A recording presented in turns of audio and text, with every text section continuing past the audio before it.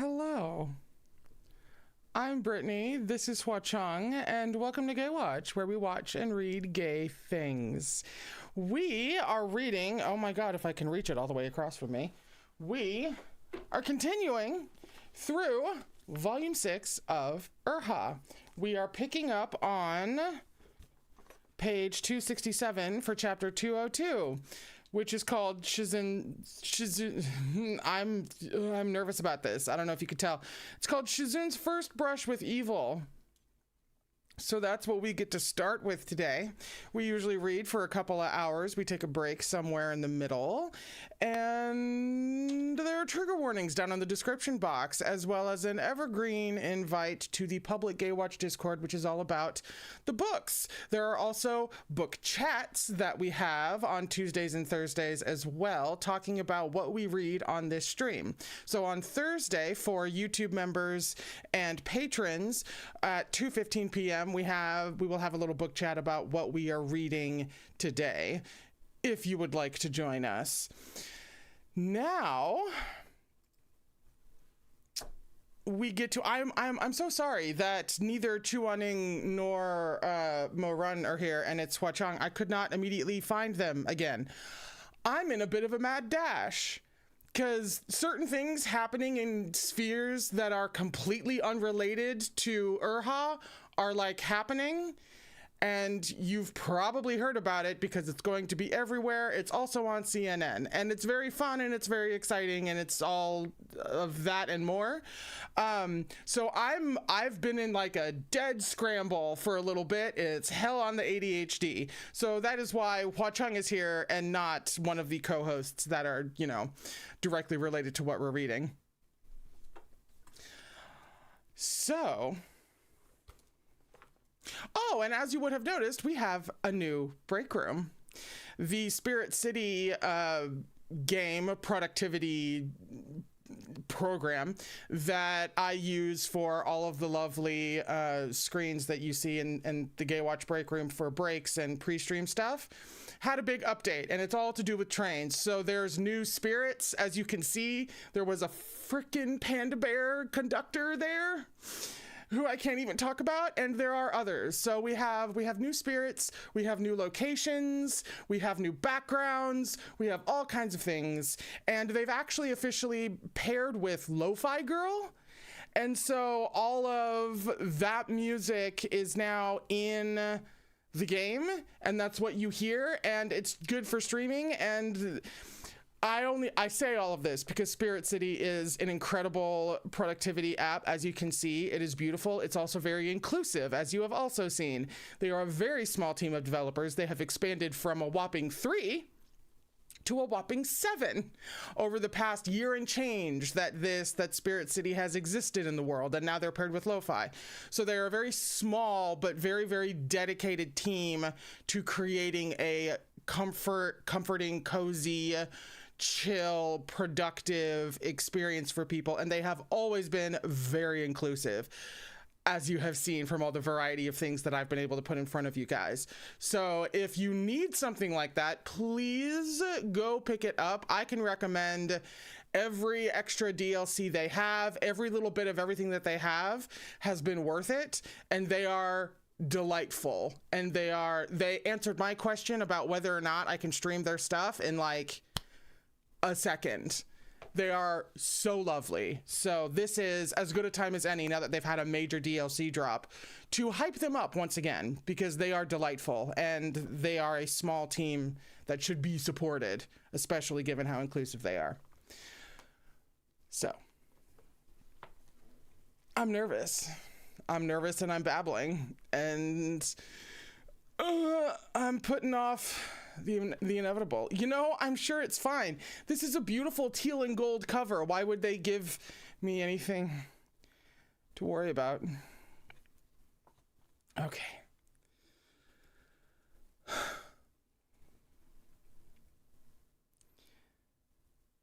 After pacing around the Red Lotus Pavilion a few times, Mo-Run forced himself to calm. In the end, he did nothing so crazy. It was too dangerous. These were the very first Zhenlong chess pieces he had made, and he had no idea how effective they would be. If he rashly used them on the world's top zongsha, it would be the same as declaring he was tired of living.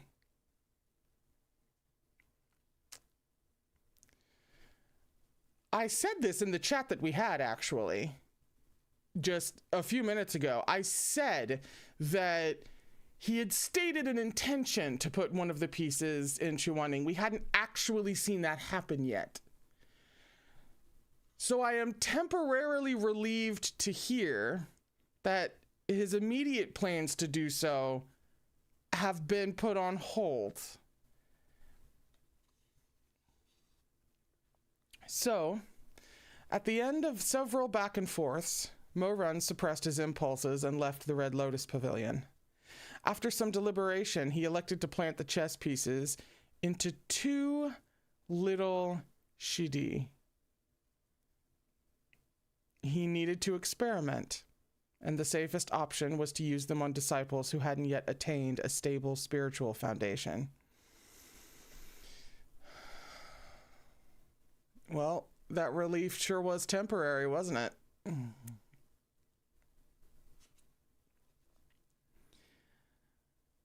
The evening was cool, the mountain's peak wreathed in darkness.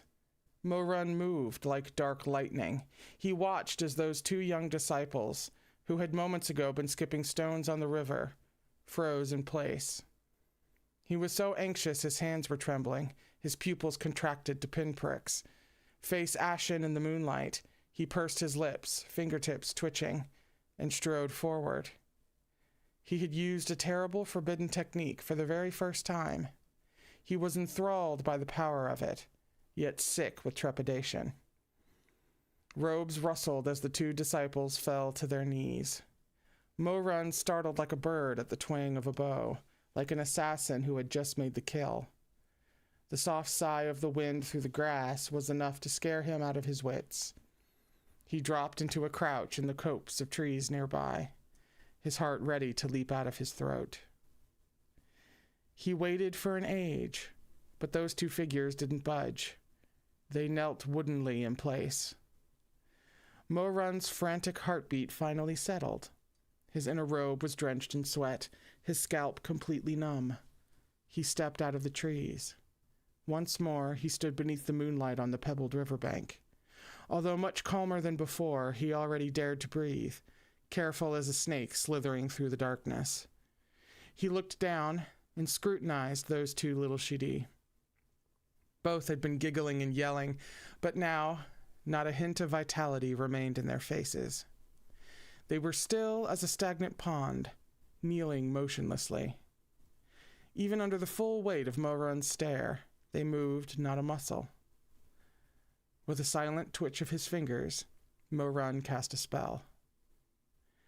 The 2 shidi immediately prostrated, pressing their foreheads to the mud. Then they rose and turned to look at Mo Run. In those 2 pairs of pitch-dark eyes, Mo Run glimpsed his own reflection. The image wavered, unfocused. Yet for some reason, Mo Run felt as though he had seen the figure of a devil with perfect clarity, standing with the moon behind him, his face deathly white, his eyes gleaming scarlet. He heard himself speak, his voice trembling, hoarse, and uncertain. "What is your name?" The voices that answered, the voices that answered were passive and tuneless. "My name is not mine to say." Mo Run's heart rabbited frantically as his blood pounded in his ears. He swallowed, throat bobbing, and asked again, "Where are you?" "My location is not mine to say." "How old are you?" "My age is not mine to say." Low-level pawns under control of the Zhenlong chess formation were incapable of divulging 3 things: their names, their locations, and their ages. These were all for their master to decide. It was just as the ancient scrolls described. Mo-Run shuddered. It was strange, facing these two pawns he had created himself. What he felt most intensely was not elation. What he felt most intensely was not elation at his success, but a naked fear. Fear of what? He was unsure. His thoughts were a hopeless tangle. He felt himself standing at the edge of a cliff. No, he had already fallen from the ledge. Below him was darkness, an endless abyss. He couldn't see the bottom, couldn't see anything, neither death nor fire, neither the limits of this power nor his own end. One of his souls seemed to be howling and screaming inside him, a final cry before it shattered into dust, into ruins. He reached out and touched one of the pawns on the cheek with a shaking hand. When he swallowed, his mouth was parched, his lips cracking, his handsome features contorted as he watched that little Shidi. "What do you want?" he asked at last. "To serve as your pawn, sparing no effort, on pain of death." All at once, Mo-Run's shaking stopped. The world became impossibly clear, sharp, and still as ice. In making these pawns, he had taken these Shidi, whose names he didn't even know, and transformed them into his puppets. If he told them to jump, they would ask how high.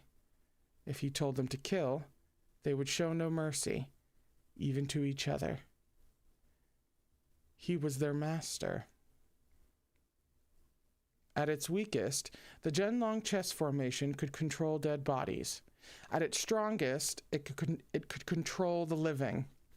Mo-Run's innate spiritual power was terrifyingly potent. He had a natural talent for the technique. His very first attempt had yielded chess pieces with the ability to control two living cultivators, young and untutored as they were. Once his initial fear passed, an intoxicating flush of anticipation took hold of Mo-Run.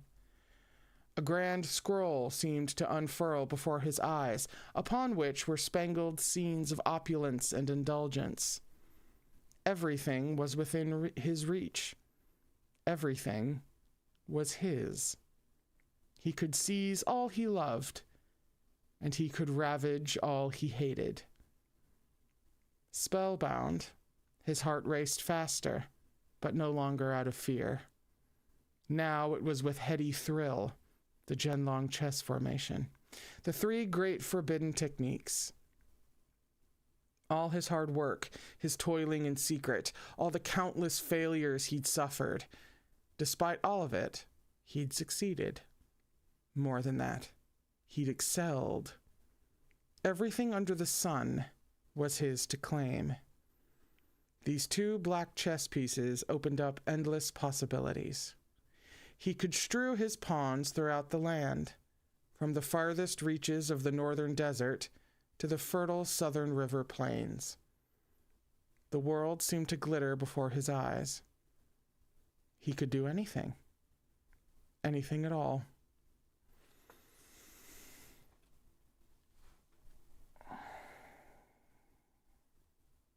There was no scene break. I just needed a second.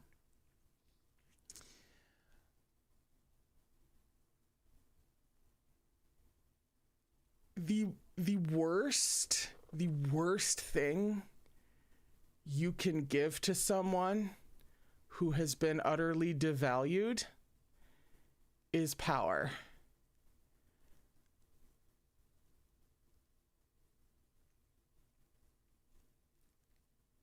At the very least, power before they've even remotely learned how to handle themselves, their trauma, and power itself.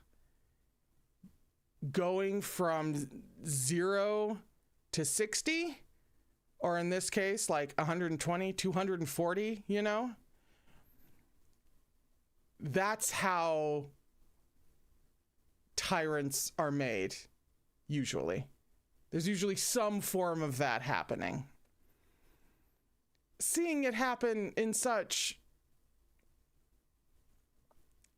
ways immediately in front of you with a character who you know for a fact can be good because, and this might be my own belief system coming into play here, anybody can be good. That's the thing that the Joker doesn't get, actually. DC's Joker, Batman's Joker. That's the thing that the Joker doesn't get. The Joker is always, everyone is one bad day away from being just like me. And that's his whole philosophy. But if everyone can be evil, that means everyone can be good. Everyone has the capacity for good. That's just how that works. The Joker never understood that. That was a tangent. Anyway.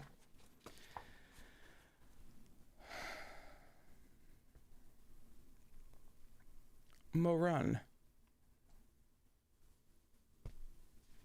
Excuse me, that was incorrect. Let me try that again.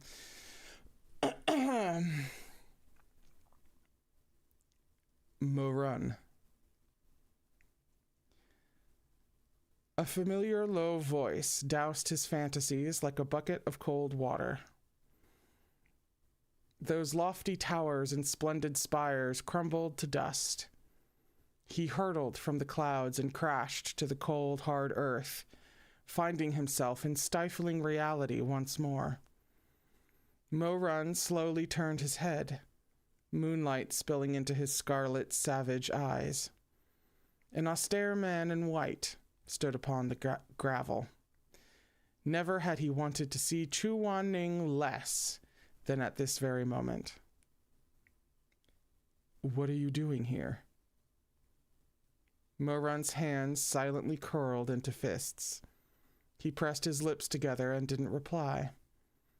Those two imperfect pawns were still standing behind him. If Chu Wanning took a closer look, he would realize something was wrong.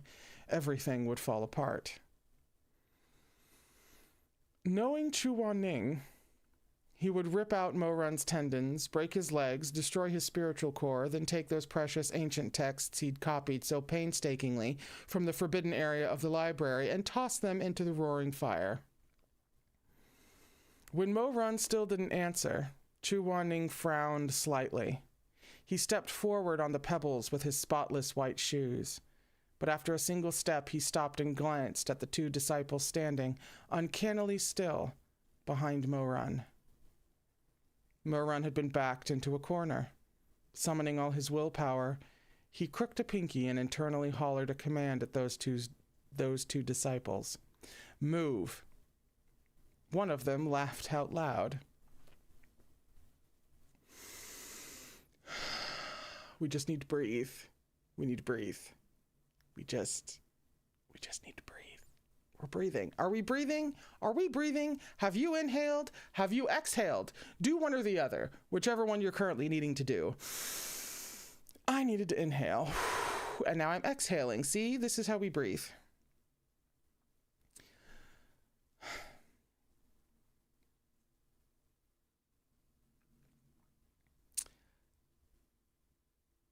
One of them laughed out loud. That rock hardly went anywhere. The one I threw went way farther than yours. Sure, whatever. You're still... you hung elder! They chattered and gestured as cheerfully as before. But once they caught sight of Chu Wanning, both disciples froze. One after another, they bowed respectfully. Chu Wanning's gaze hovered on them, as though he felt a wrongness but couldn't quite tell why. Hope all is well, elder. Good evening, you hung elder. The disciples adopted solemn expressions and made their greetings to Chu Wanning very properly, before politely taking their leave. Chu Wanning's frown didn't ease. His gaze followed the two disciples as they walked up from the riverbank and past him, heading into the bamboo forest. He stared after them for a long moment before finally turning away and fixing his gaze on Morun. Just as Morun was about to let out a silent breath of relief, Chu Wanning said, "Wait."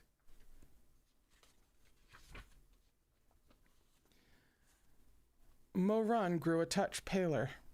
His fingernails had dug red crescents into his palms, but he said nothing. He stood calmly, taking in every detail of Chu Wanning's expression, every movement. "Come back," Chu Wanning called to those two frozen silhouettes. Mo-Run had no choice but to instruct those two disciples to slowly make their way back from the bamboo forest and stop before Chu Wanning. Wispy clouds drifted aside to unveil the full moon. In its cold and pristine light, Chu Wanning scrutinized the faces of those two disciples, then lifted his fingertips to one of their necks. Chu Wanning's eyes flicked back and forth as Mo-Run watched. His face betrayed nothing, but his heart was racing. If Chu Wanning was checking this disciple's pulse, it was because he had sensed something amiss. Most people, when learning the Zhenlong chess formation, first learned to control corpses. It was far more difficult to control the living. These two disciples had been very much alive at the start, but Mo-Run couldn't be sure he'd done everything correctly. It was possible he'd killed them the moment he slipped those black chess pieces into their hearts. He didn't know how long he'd been holding his breath when Chu Wanning finally lowered his hand. He swept his sleeves back and intoned, "You may go." Mo-Run felt like the blade pressed to his throat had been withdrawn. Chu Wanning couldn't tell. The merciful heavens had allowed him to escape unscathed from right under Chu Wanning's nose.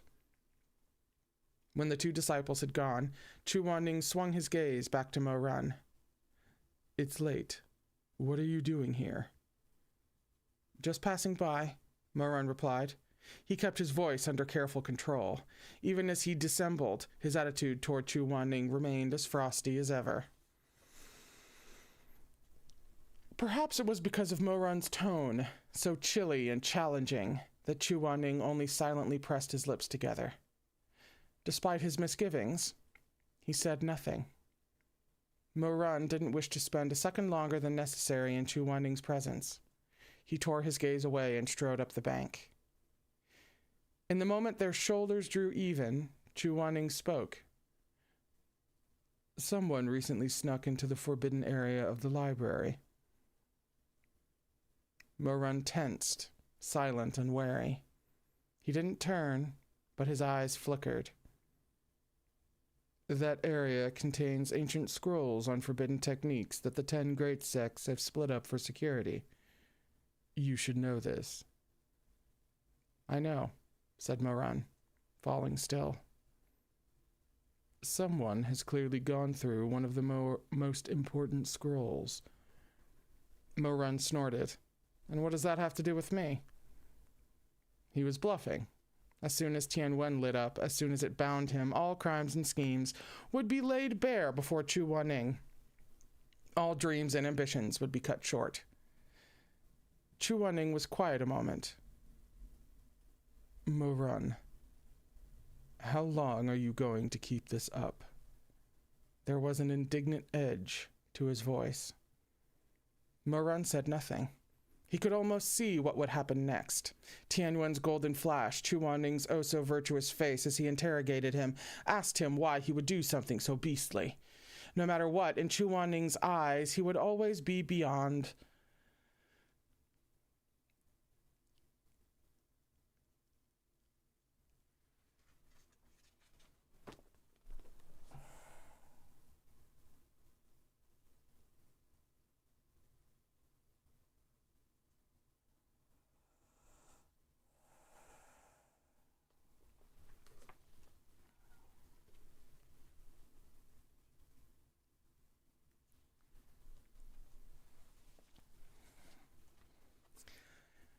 Gonna try to do this right.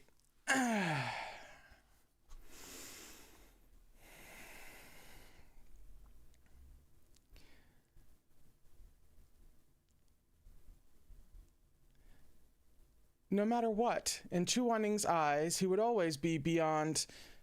Don't you know how dangerous it is right now? Saving.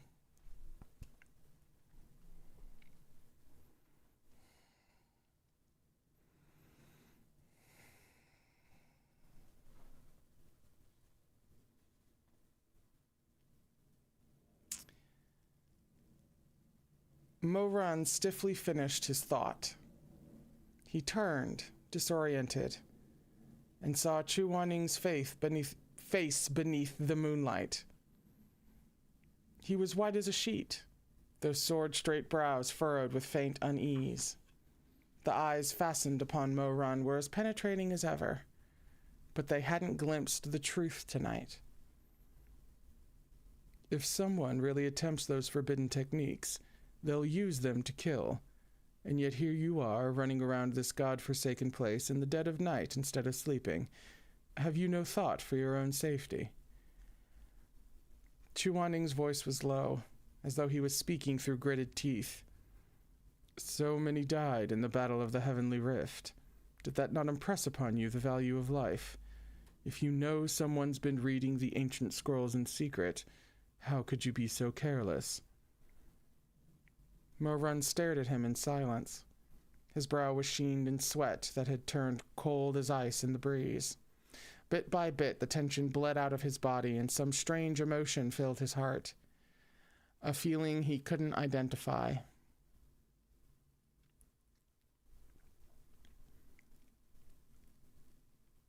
Ow. At last, his features creased in a smile. Shizun. Chu Waning's phoenix eyes flickered. Since Shimei's death, Mo Run had never once smiled at him, and scarcely ever called him Shizun. That smile still playing over his lips, Mo Run asked, "Are you worried about me?" At Chu Waning's silence, Mo Run's smile grew brighter and sharper, curving into a dagger that plunged into Chu Waning's chest, white on the way in, red on the way out, dripping with blood.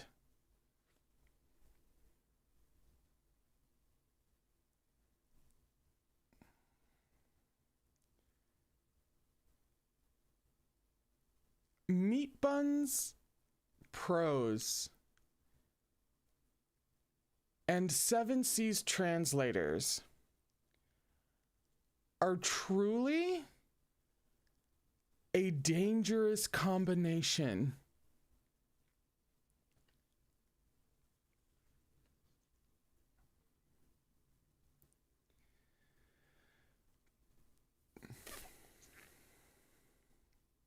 Mo Run bared a mouthful of gleaming teeth like a vicious ghost, like a venomous scorpion raising its pincers high. "The Battle of the Heavenly Rift," Mo Run snickered. "How wonderful that Shizun brought up the Heavenly Rift. It doesn't matter what I learned in that battle. What's important is that Shizun's finally learned to care about people." Mo Run watched the light in Chu Waning's eyes falter as he tried and failed to hide the cornered look on his face. His grin was exaggerated, cavalier, and cruel. He would debase Chu Waning, tear him to shreds, bite his neck through. A shiver of delight coursed through him as he burst into laughter. How amazing! What a great deal! A nameless disciple in exchange for Chu Zongshi's conscience. At last, Chu Zongshi spares a thought for whether those around him live or die. Shizun, today, I finally feel that Shimei's death was well and truly worth it.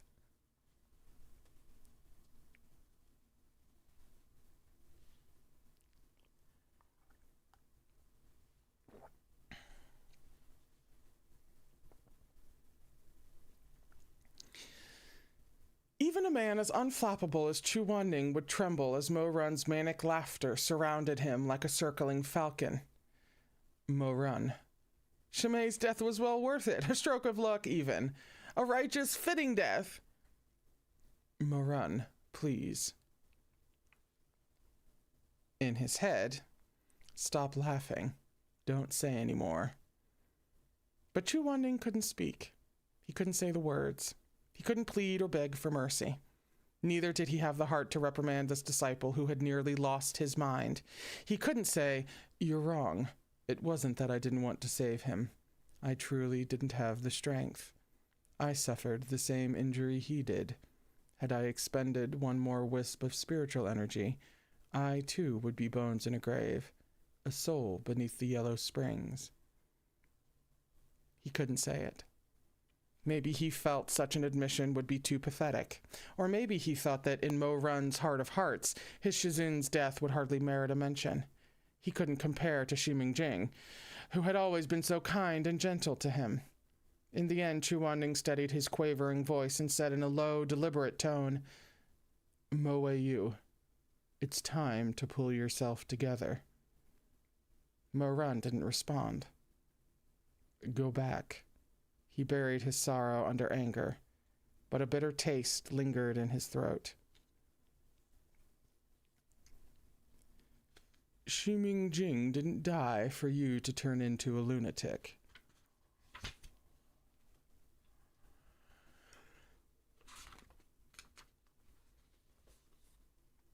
Shizun, that's not quite right, Moran chuckled. Shumei didn't die for me at all. Like a vicious serpent, he struck for the jugular. The person he died for was clearly you, Shizun. Fangs sank into flesh. An acrid satisfaction surged in Moran's heart as he watched Chu Wanning's cheeks drain of color. He'd thrown caution to the wind to taunt and torment him. If his own pain was about to tear him apart, he would make Chu Wanning hurt in equal measure. How perfect. They could go to hell together.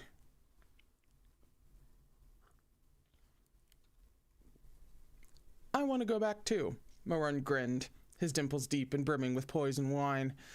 I don't want to be wandering out here in the dead of night either, but his room is right across from mine. Moran didn't specify whom he meant. Who else could it be? He knew this would only torment Chu Wanning more. The candle in his room will never be lit again. Chu Wanning closed his eyes. As the moment stretched, the smile faded from Moran's face. I'll never be able to persuade him to make me another bowl of wontons.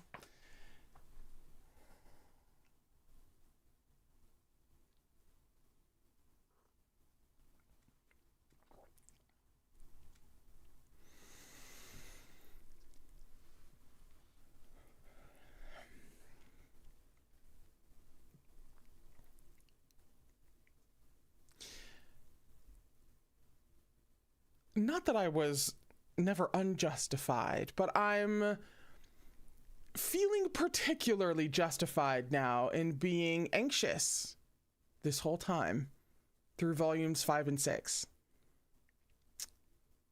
Just about when the hammer comes down. And just for the record, I don't think this is the hammer coming down, first of all.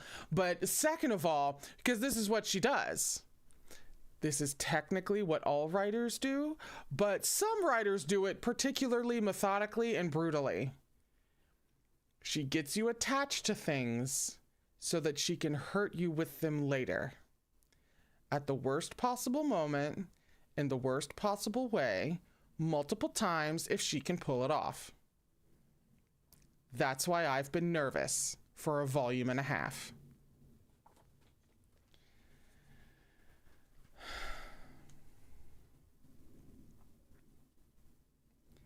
For an instant, Chu Wanning's eyelashes quivered. His lips parted, as though to speak. But Moran didn't give him a chance, or offer any encouragement. He pressed on, his tone weighted with mockery. Shizun, the Sichuanese make the best wontons. Chili oil, dried chilies, and peppercorn, you need all 3. But you hate all these things. Back then, you wanted to make me another bowl. You meant well, but I know how to describe anything you make even without tasting it. Retroactively making the dropping all spice thing even more important.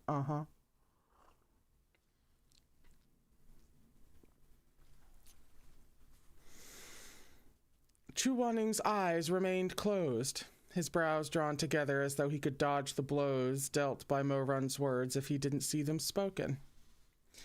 I happened to hear Shui Meng use this phrase a few days ago. It seems so fitting for Shizun's wontons. What was it? A lost cause, a sorry attempt. Chu Wanning fumbled through his vocabulary like he was searching for a suit of armor, looking for the most scathing words as if guessing in advance would deaden the sting of humiliation. Not worth a damn? Moran was quiet, as though savoring the taste of the words between his teeth. It had to be not worth a damn, Chu Wanning decided. Before he even tells me why he decided this, we already know. Because Chu Wanning has deep-seated worthiness issues. Chu Wanning isn't worth anything to Chu Wanning.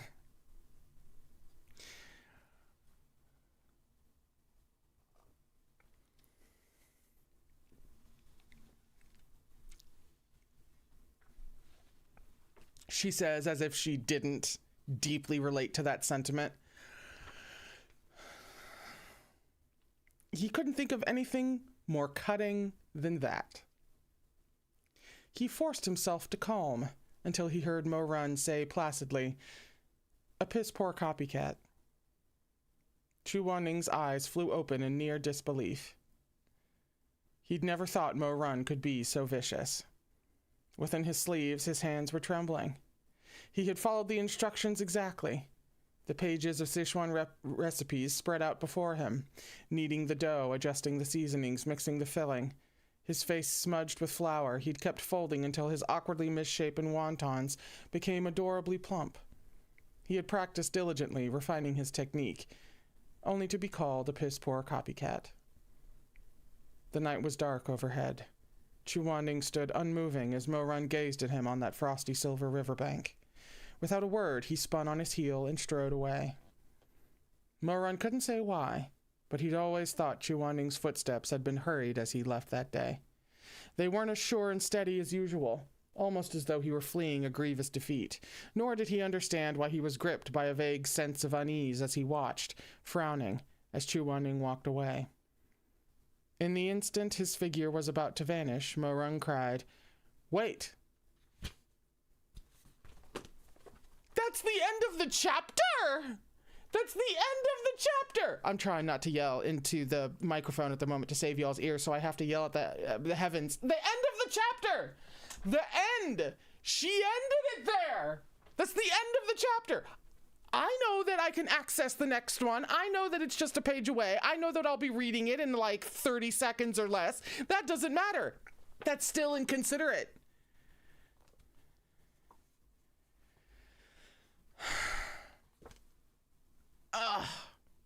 I know we started a little bit late today, by the way, but before we go on to the next chapter, I did want to say that we will also be reading a little later than usual to make up for it, because this just so happened to be the day. My shoulder's hurting me a little bit. This just so happens to be the day when the wife is stopping off at not her, but at a dojo with to do martial arts. She's like a 4th degree black belt. It's very sexy of her. She's stopping off to do some martial arts with a sensei friend of hers. So she will be a little bit later. So we can read a little bit later. So we will actually pick up on whatever missed time that we have or will have with the break coming up fairly soon. Actually, do we want to... Because it's 3:52. We're coming up on when we would normally take a break anywho. Do we want to take the break a little bit early so that we can just come back and read on through before we start a new chapter? Or do we want to read one more chapter before we take a break? Okay. Resounding, keep fucking reading. Gotcha. All right. So we'll do one more chapter and then we'll have the break.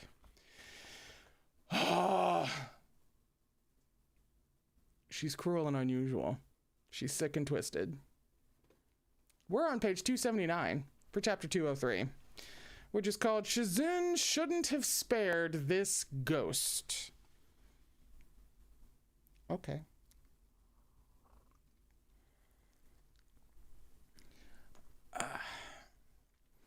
Liv says, "I need to be out of this hell." Me too, but I can tell you, just from the first line, we're not out of it yet. We're not out of this fucking flashback. But Chu Wanning didn't stop, nor turn his head. He couldn't, despite gritting his teeth against the pain. Tears streamed down his face. It hurt too much. Well, at least she has the decency to describe our own feelings back to us in the moment. But what else could he do? Explain himself? Lash out? After what had happened, how was he to muster up the courage to tell Mo Run the truth? Was he to pitifully attempt an explanation while Mo Run mocked and ridiculed him? Did he want to get labeled a worthless pretender on top of a piss-poor copycat? Worthless again. The word worth, once again. What was the exact wording that we just saw him use on the previous page? Not worth a damn.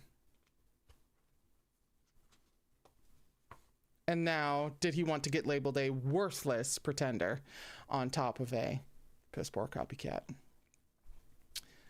So he left.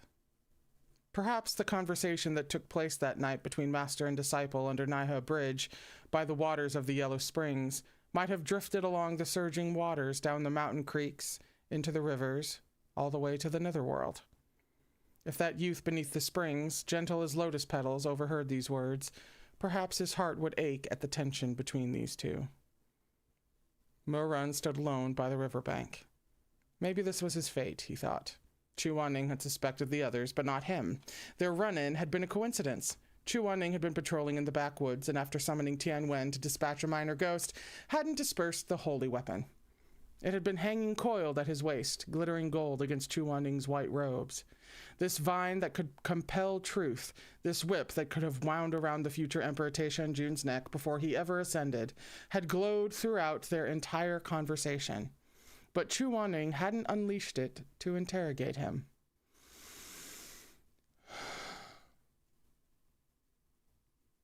Because he doesn't believe that Mo-Run's capable of that. So why would he interrogate him? Why would he do that? I literally almost said the phrase, it'd be like interrogating a puppy, and I didn't realize that was husky not intended, but still incredibly apt somehow. So much for Tian Wen. So much for a lot of things. I'm losing it. Mo-Run trudged up the riverbank. He stepped into the depths of the rustling bamboo forest, into the gloomiest crevices of the night, and let the darkness swallow him up. That's a scene break. Well, it's not like darkness swallowing him up is any kind of visual cue, motif, or metaphor for what then happens to him in that timeline.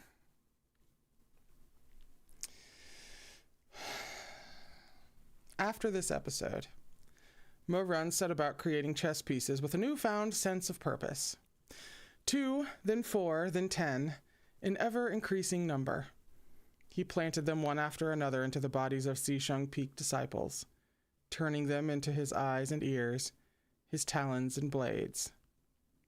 There's something to be said for it being children and disciples and younger people, considering that it's Mo-Run's adolescence and abuse as a child at the hands of people overall. Just thought I'd mention that. We weren't hurting enough, you know? Gradually, his initial satisfaction wore off. Mo-Run grew frustrated and gloomy. He was quicker than ever to lose his temper and lash out, forever impatient. This was too slow. These pieces weren't enough. He was afraid of Chu Wanning noticing, so he didn't dare expend all his energy on making Zhenlong chess pieces as he had in that first trial. He made one piece at a time, saving half his energy. At the same time, he put aside his open hostility. He sheathed his claws and returned to learning cultivation from Chu Wanning. He had concluded after some thought that Chu Wanning was the key to improving his cultivation as swiftly as possible. Chu Wanning could help him build the first stepping stone he'd use to trample over the bodies of the living. Why look a gift horse in the mouth? It's not like he was dumb. One day, he accidentally overextended himself. As he balanced on the slender tips of a tree's branches, he lost control and dropped like a stone. In an instant, Chu Wanning leapt toward him, a streak of white robes. He caught Mo-Run, but had no hand free to summon a barrier. The two of them tumbled to the ground beneath the tree, Mo-Run landing squarely on top of Chu Wanning as he grunted in pain. When Mo-Run opened his eyes, he saw that Chu Wanning's hand had been scraped in the fall, leaving a bloody gash. Mo-Run stared at the wound. Cruel excitement welled up in him. Already his personality had begun to warp, and he felt neither gratitude nor guilt. In fact, he found this blood quite pleasing. Why not shed a little more? But the time was not yet ripe. He couldn't reveal the malevolent face hidden beneath his mask, so he helped Chu Wan-ning clean and dress the wound. Neither of them spoke, both lost in their own thoughts. Mo-Run wrapped the snowy white bandage several times over Chu Wan-ning's hand. At last, he said pointedly, "Thank you, Shizun." These words of gratitude caught Chu Wan-ning off guard. He looked up, gazing into Mo-Run's face. Sunlight spilled through the branches, illuminating Mo-Run's features and his dark eyes. Mo-Run was curious. What would Chu Wan-ning make of his thanks? Was this errant child finally mending his ways? Was the tension between them finally easing? But Chu Wan-ning said nothing at all. He merely lowered his lashes and shook his sleeve down over his injured hand. A breeze brushed past, and the sun warmed the earth. In his past life, Mo-Run had never understood his Shizun, and likewise, his Shizun had gravely misread him. Time marched on. Mo-Run's spiritual energy grew by leaps and bounds. His innate talent was extraordinary, and the number of chess pieces he could refine with half of his energy multiplied from 1 to 2 to 4. But it still wasn't enough. It never is. That was me. That wasn't the book. What he needed was the power of millions of soldiers, enough to crush Xisheng Peak in one blow, enough to grind Chu Wan-ning under his heel. Math was not one of his talents. It's not like he was dumb. When Shui Meng came to visit him, he beheld the man who would one day become Emperor Taishan-jun, clutching an abacus, beads clacking as he calculated sums. Curious, he sidled close. "Hey, what are you working on?" "Balancing the scales." "What kind of balance?" Mo-Run paused, eyes shadowed. "Guess," he said with a smile. "No clue." Shui Meng walked over, picking up the notebook and mumbling as he read, 365 days, 365 for 365. What the heck is this? "I want to buy candy," Mo-Run said expressionlessly. "Candy? The best candy from Moonlight Confectionery is 1 copper apiece. If I saved 1 copper every day, I could buy 365 candies in a year. If I can save 4 coppers a day, that would be..." He lowered his head, counting on his fingers, but he couldn't arrive at the sum. Shaking his head, he returned to clacking on the abacus beads. "That's 1,000... Shui Meng was far nimbler at mental math. 1,460 candies, he offered. Mo-Run looked up, his smile brightening. "You did that awfully quickly." Shui Meng wasn't used to praise from Mo-Run. He blinked, then burst into laughter. "Of course, I've been helping Mom measure out medicine since I was little."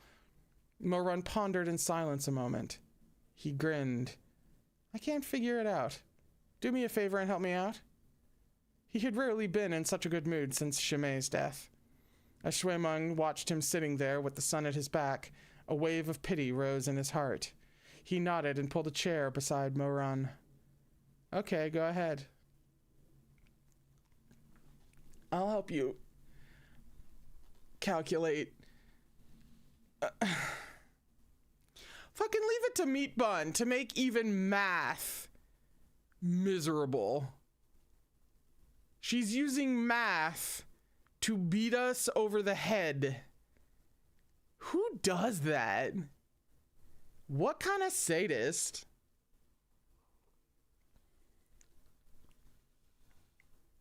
Also, Henry saying he's so loved and he doesn't even know. Yeah. This really makes a rather beautiful point.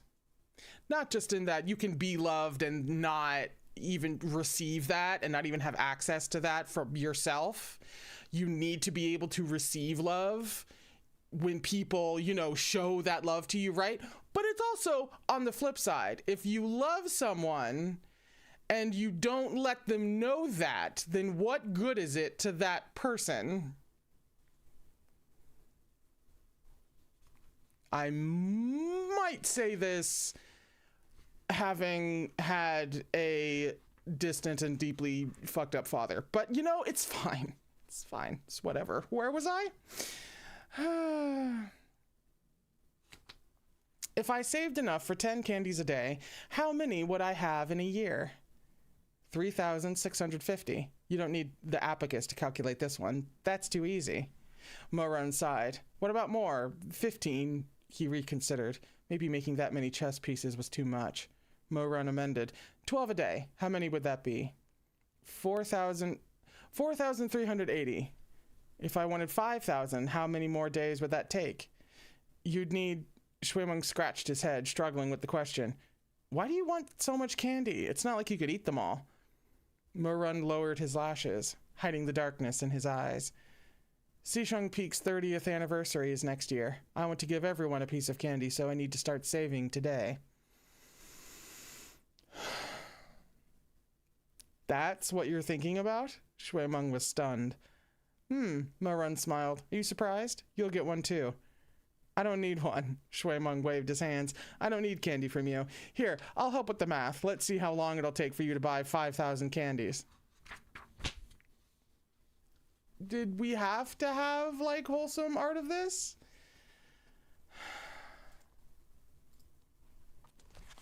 Really? We had to... I'm trying to navigate this around the microphone. That works, finally. Did we have to? We had to, didn't we? Look at the beautiful sunlight streaming in as Shui-Meng is used to calculate chess pieces.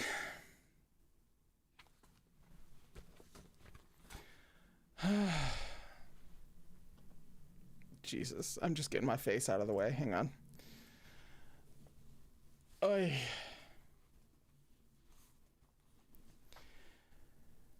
In the shade of the flowering trees by the window, Shui-Meng took up the abacus and earnestly helped Mo-Run do the calculations.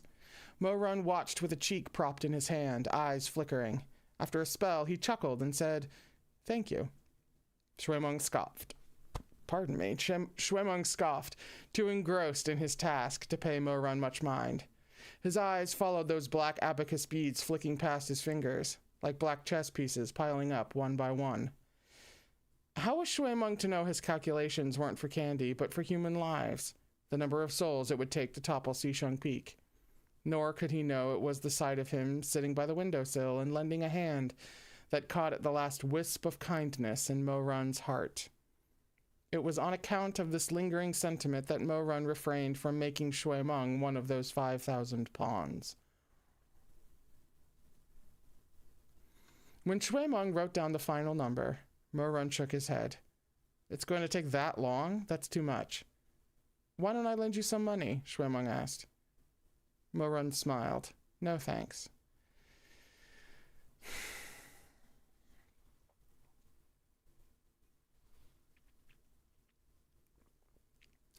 After Shui-Meng left, Mo-Run sank into thought.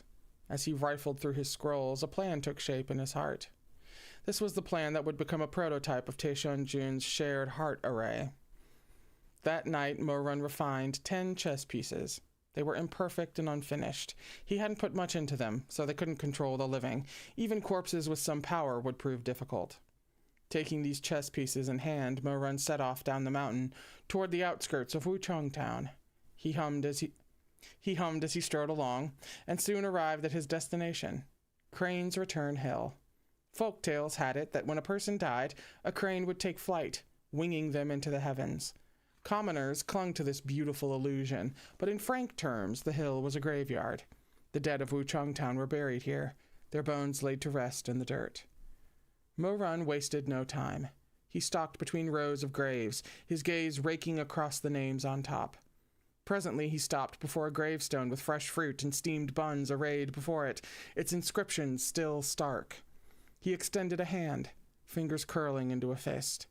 Earth cracked, and the ground parted to reveal a simple coffin lying within the sandy soil. Owing to an experience he'd had in his youth, Mo-Run had no fear of corpses, nor any veneration for dead bodies. He hopped down from the mound of dirt and summoned his holy weapon, prying open the lid and kicking it aside. Moonlight shone down on the face of the deceased. Mo-Run craned his neck, studying the corpse as if judging pork at a butcher's. It was an old geezer, freshly interred, his face shriveled and sunken within his burial clothes. The graveyard wasn't in the best location, and his family hadn't the money to embalm him, so the coffin stank profoundly. Some of his flesh had already begun to rot, writhing with maggots. Mo-Run frowned, ignoring the stench as he slipped on a pair of chainmail gloves. He grabbed the old man's neck and lifted him out of the coffin. The corpse's head lurched stiffly forward. Eyes cold, he reached out with a lightning-quick flourish and planted that gen-long chess piece into the old man's chest. Behave, behave. Mo-Run patted the corpse's cheek almost tenderly, then backhanded it hard across the face. Why so glum? He asked with a grin. Stand up straight, sweetheart. The defective black chess piece couldn't take control of a strong corpse, but it was more than capable of puppeteering a skinny old geezer. The corpse twitched to life, limbs creaking. Those tightly closed eyelids stretched open to reveal roomy pupils. What is your name? Mo-Run asked. My name is not mine to say. Where are you? My location is not mine to say. How old are you? My age is not mine to say. Mo-Run narrowed his eyes, weighing the 9 remaining chess pieces in his hand. If he made pawns of corpses like these, there would be no need to expend so much spiritual energy making those pure black chess pieces. He grinned, dimples deepening as his face split into a mesmerizing smile. Slowly, he asked the final question. What do you want? I want to serve as your pawn, sparing no effort, on pain of death. Mo-Run burst into laughter. He was wholly satisfied by this result. Palming the remaining chess piece, he made 9 more corpse puppets. He chose only freshly buried corpses with flesh that was unspoiled and not eaten away. These bodies were old and weak, and would topple at the slightest breeze. They had no power, but as Mo-Run watched them, his eyes sparked with madness and delight. He produced a dozen odd small boxes from his Chankun pouch and opened one. 2 crimson bugs curled within, 1 male and 1 female. They were biting each other's tails, locked in an inseparable loop. All right, you've had your fun. Could you please give it a rest? It's high time you made yourself useful, Mo-Run drawled, pulling the 2 mating bugs apart. He picked up the male insect and turned to the first pawn he'd made, the old man. Good sir, please open your stinking mouth. The old man obediently did so, revealing its putrid tongue. Mo-Run tossed the male insect into his mouth. Swallow. Without hesitation or resistance, the corpse swallowed the soul eater. Mo-Run fed the remaining male insects to the corpses in the same way. All right, now lie back down and rest. The next day, Mo-Run refined another 10 black chess pieces, all defective, none requiring much spiritual energy. He stuck the female soul eaters on these pieces and secretly planted them inside some lower-level disciples. Those disciples merely felt some itchiness in their lower back, nothing too alarming. Now Mo-Run had to wait, but he wasn't impatient. Soon the female soul eaters would lay eggs, hatching larvae in the disciples' hearts that would resonate with the male insects in the corpses. In this way, 2 chess pieces that weren't linked at all would become a matched set of parent-child puppets. It was like flying a kite. The feeble corpses had become the kite strings, with one end in Mo-Run's hands and the other in the stronger disciples. Command the corpses with the male insects, and the living pawns containing their larvae would perform the exact same movements as if they were one. This was the meaning of shared heart.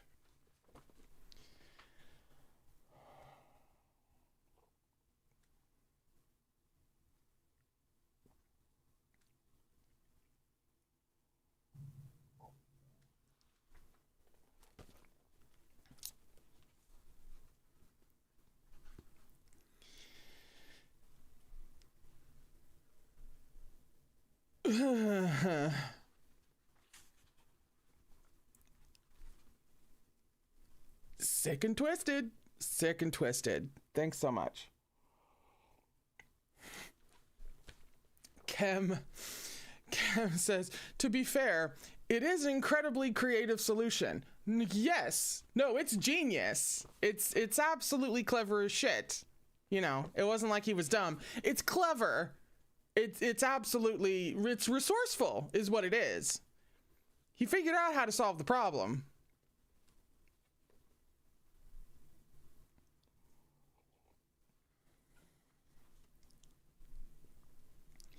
Mo-Run himself had invented this masterful technique.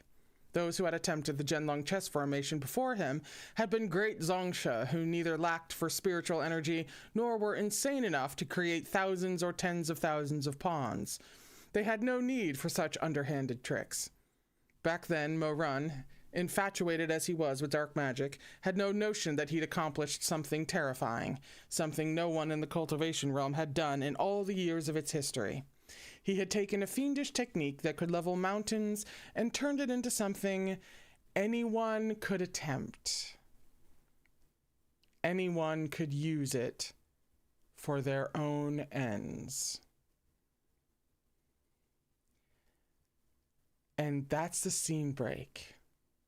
And from what I can tell, just with the first couple of words, we're coming out of this god-forsaken flashback in the worst possible way. Because that's the point. I mean, there were several points with this flashback, obviously, but this is the point. Anyone can do this. Anyone. Anyone can do this.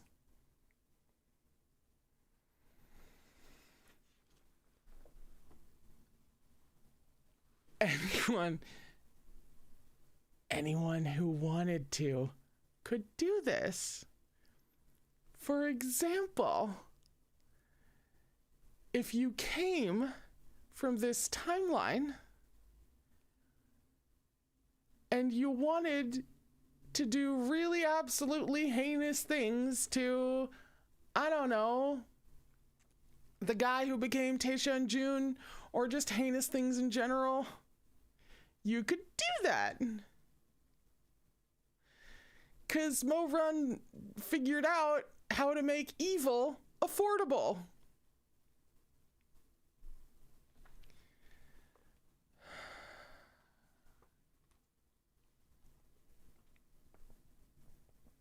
Oh yes, oh yes. We all know the first person we thought of as to who could potentially use this. We know, I won't even say his name. Chat's saying it for me. I won't even say his name. But we know who we have our eye on. Gah! A shout from beside him. Mo-Run snapped back to his senses. Bloody light flashed before his eyes. The vines of the evil phoenix spirit nestled within Mount Huang had multiplied again. They hurtled toward him in a whirl of death. The phoenix was a beast of the air, fast as the wind. Mo-Run dodged a moment too slowly. A cut opened on his arm, spraying blood. "Are you okay?" Shuemeng shouted. "Don't come any closer," Mo-Run panted, eyes cold and sharp as he stared at those scarlet vines swaying like tentacles as they readied for another attack. "Go to Shizun, hurry," he snapped. "Tell him to stop. Tell him to get everyone to stop." Blood trickled down his arm as he gripped the corpse's heart and that chess piece tighter in his hand. His mind was spinning, 1,000 thoughts vying for his attention. There was no doubt anymore that this was the shared heart array, employed to much greater effect than he had done in the past life. Despite the improvements, the concept was the same. The larval body would only answer commands if the parent vessel was maintained. Mo-Run held that Zhenlong chess piece, trembling minutely. Not from the pain in his arm, but the coldness and terror crawling up his body. Someone else had been reborn. He was certain now. But did this reborn person know he, too, was a ghost who had clawed his way back to life? If they did, then... A chill spiked up his spine. Despair threatened to engulf him. Tae-Shun Jun's pale face seemed to swim before his eyes, the imperial bead crown rustling above a malicious leer. He sat high on the dais, staring down from the throne with his cheek in his hand. Cold and mocking, he said, "Go on and run, Mo Zongsha. Where could you flee to?" Ghostly silhouettes rose like the tide. All the people he'd slaughtered in the past life, all the debts he'd racked up. He saw Shimei covered in blood. He saw Chu Waning pale as ice. He saw hanged women dragging their white silk nooses, disemboweled men with their intestines spilling across the ground. They wanted his life. You can't hide forever. Someone else knows. You're merely a shell hiding a despicable soul. You will never be redeemed. Morun closed his eyes. If the one behind all this knew he'd been reborn, if that person revealed everything he'd done in the past, then what would he do? He didn't dare to think. And that's the end of the chapter. I am gonna go make tea and fall apart. I'll be back in just a few minutes. Please enjoy the new break room. We're on a train over there. It's beautiful over there. Let's go there for a few minutes, shall we? And when we return, we'll come back here. We'll be on page 291 for chapter 204, which is called Shizun Protects Me. So, I'll be back in a second, okay? All right.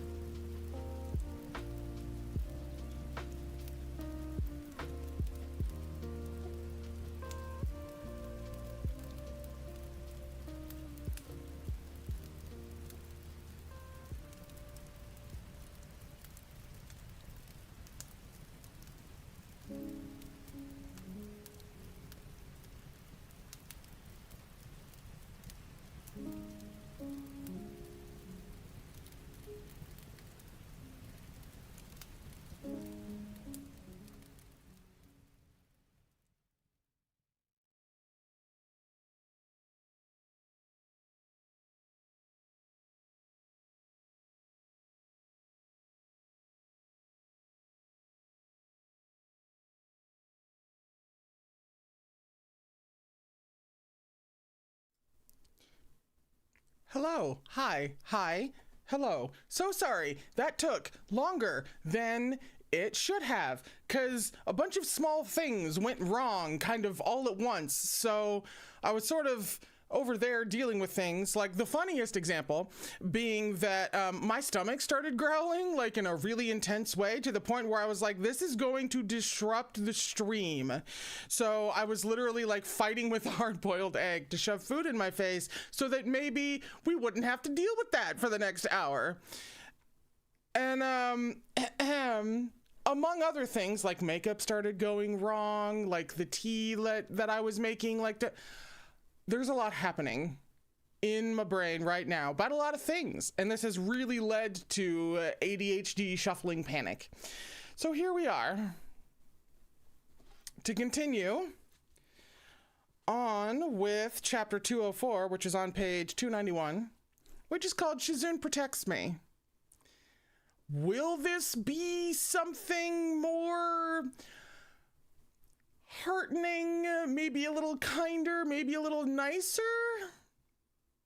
I don't think so, but I have hope.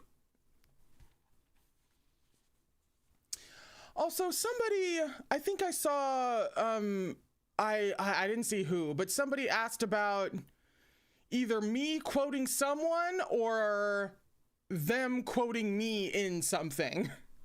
So if you're on the Patreon or the Tumblr, or the Gaywatch Tumblr, shoot me and ask about that. Like, because if it's about me, if it's about quoting me in something, then yes, I would just like details.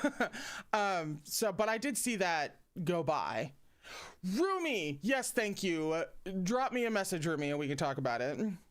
Would you believe, I'm so ADHD today, I'm so sorry. Would you believe that years ago, when I was writing the, Kirk, Spock meta and had the ship's closet and all of that, about 10 million lifetimes ago, somebody quoted me and talked about me in their dissertation? That's a thing that happened to me. And it wasn't even the first time. People had used ship's closet stuff for professional academic things. Can you fucking believe? I remember that every now and then, and I'm like, that's not real. That's not real life. What do you mean? All right. I'm calm. I'm here. I'm present.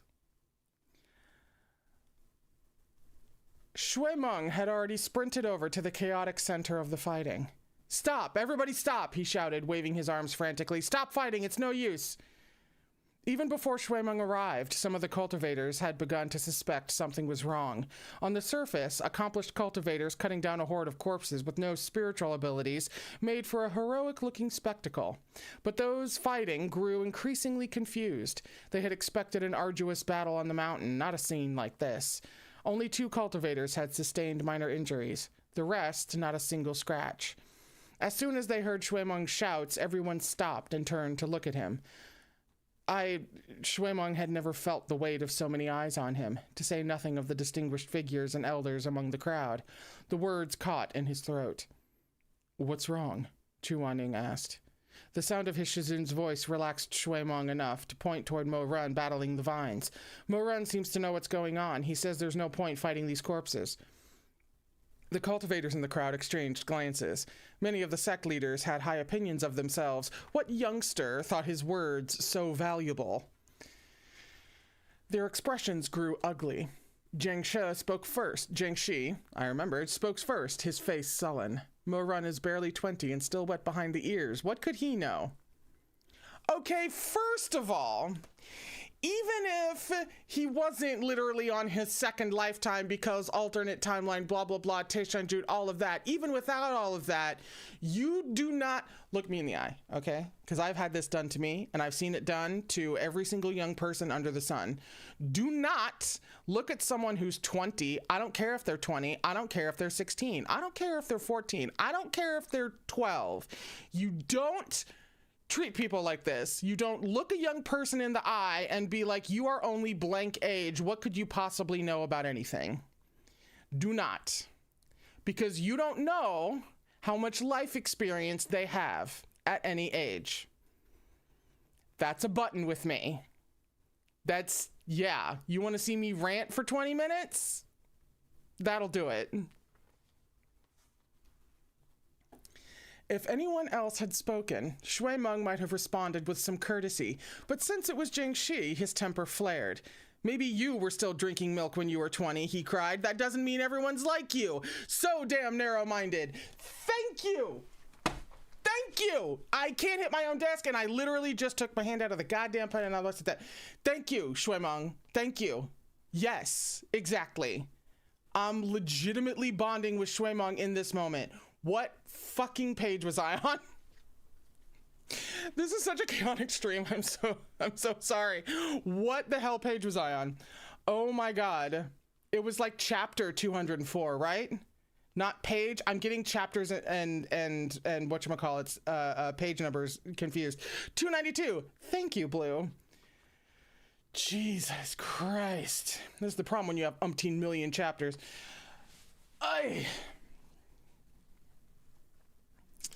That's still not the page that I was on. It's really not. Now he'd done it. Shui Meng had embarrassed Jingxi in front of the entire group. Guyue's disciples couldn't remain silent in the face of such impertinence. What nonsense are you spouting? Shui Meng, you'd better wash your mouth out. Shui Meng couldn't bear the awkwardness of everyone staring at him in silence, but now that insults were being hurled, he was in his element once more. He and Mo Run had been squabbling for years. There was nothing he knew better than riling others up and getting riled up in return. Shapely brows drawn low into a scowl, he snapped. What, am I wrong? Your Jing Jungman is the one who doesn't understand priorities. Look how things are going. Yet you're judging whether someone's qualified to speak based on their age? Oh my god! Let me okay. No, listen. I'm sorry. I'm soul bonding with Shui Meng. This is gonna just give me a couple seconds. I'm overwhelmed.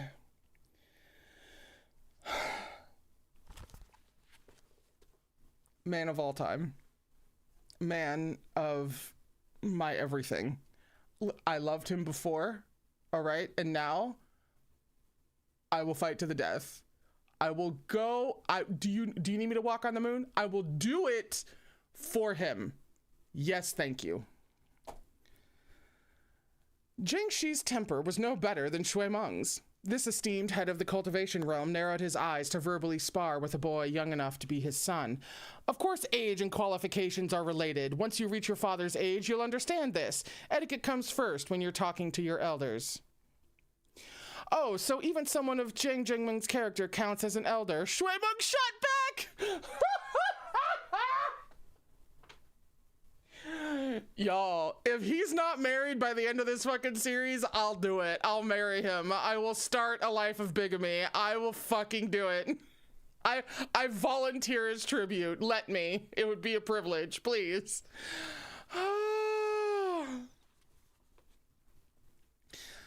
Meng Shui Jingyong cut in with a frown. That's enough.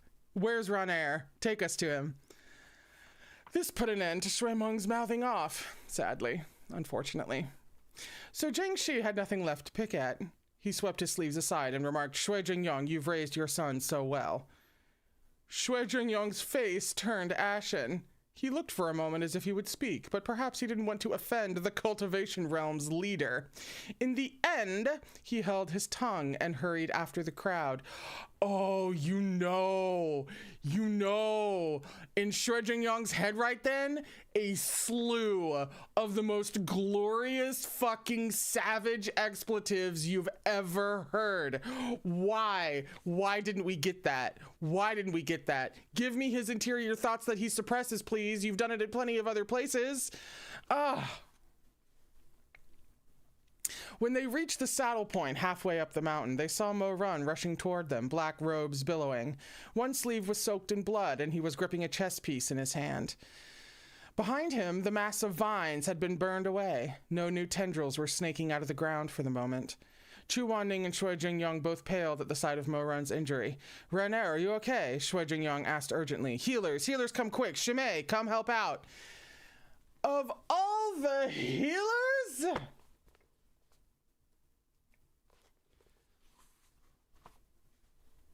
Chimay was taken aback by Mo-Run's bloodied arm. He blanched visibly, rooted to the spot. It was Guyueya's Hanlon the Sage who stepped forward first, brushing his sleeves aside. Did he blanch? Or was he like, no, I'm not helping this bitch? But I'll pull almost a reverse swung if you think about it.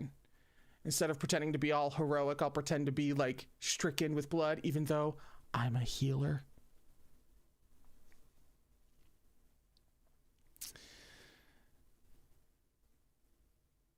Within seconds, Mo-Run felt the harsh sting of his wound subside. He nodded at Hua Binan. Many thanks to the sage. No need for such courtesy, Hua Binan replied, his voice cool and mild. Now tell us, what discovery does Mozong Show wish to relay? Mo-Run was deeply conflicted. If he revealed the truth of the shared heart array, many would doubt and suspect him, but he had far greater concerns.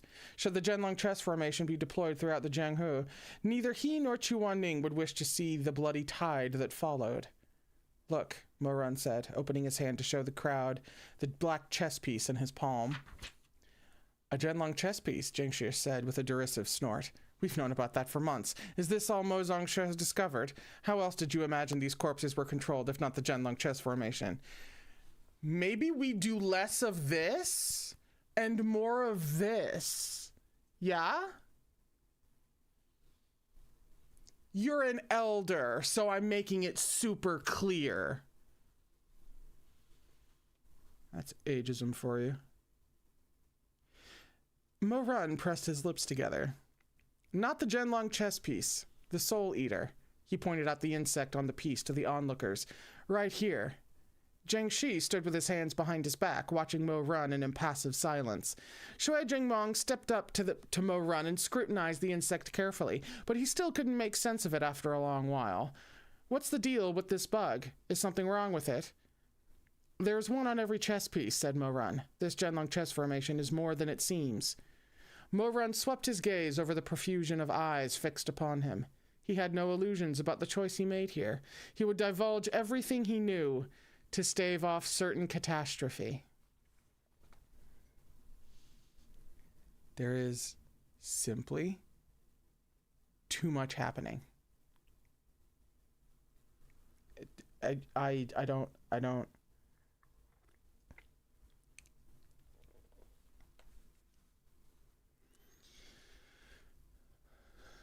But he understood the price. The villain behind the scenes had played the cards to their advantage. If this mysterious actor was unsure whether Mo-Run had been reborn, there could be no more effective bait than the shared heart array. Mo-Run could still avoid blowing his cover.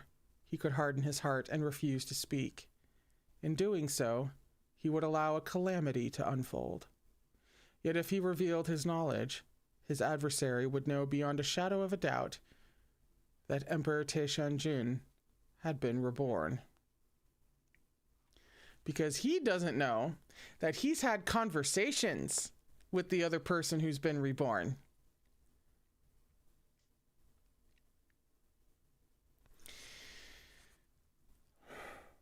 Mo-Run had no other choice.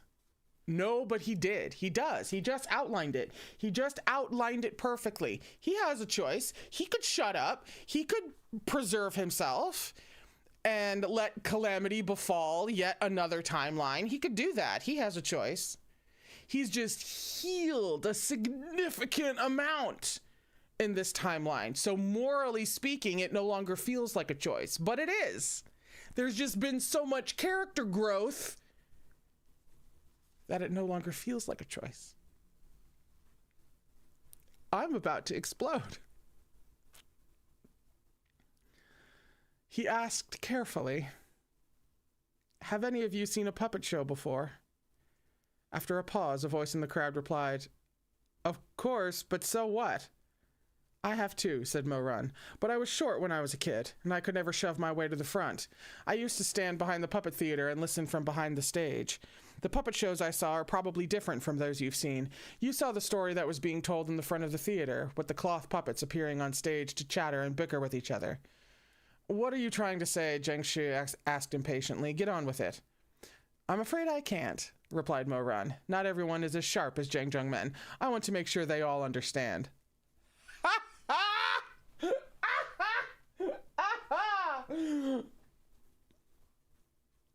He's such a bitch, and I love him so much. Jiang Shi glowered at him in silence. Mo Run continued, Can the puppets move by themselves on stage? Of course not, answered Shui Jingyang. So how do they move? It requires people crouching under the theater, controlling them with wooden sticks and strings, right? Indeed. Very well, said Mo Run. I have a theory. I don't know if Xu Shuanglin thought of it this way, but it seems likely to me. The Mount Huang before us is like the backstage of the puppet theater. These revenants are the people controlling the puppets beneath the stage. They don't need any exceptional skill. They only need to raise the puppets and move. Continue, Jiang Shi eventually said. If Mount Huang is the backstage, then the real show isn't here at all, but up on the stage itself, Mo Run explained. Xu Shuanglin is the leader of the puppet troupe. If he wants to give an order, who will he speak to? The puppets or their puppeteers? The puppeteers behind the scenes, of course, said Shui Jingyang. Right. So by this logic, the puppeteers holding the strings are on Mount Huang. Xu Shuanglin gave them his orders, and they make the puppets in their hands stand up and put on a show. Jiang Shi narrowed his eyes. You're saying that aside from Mount Huang, there's another place piled high with corpses? That's the stage you speak of? And the bodies on that stage are the puppets? Zhang Zhengmen is very astute.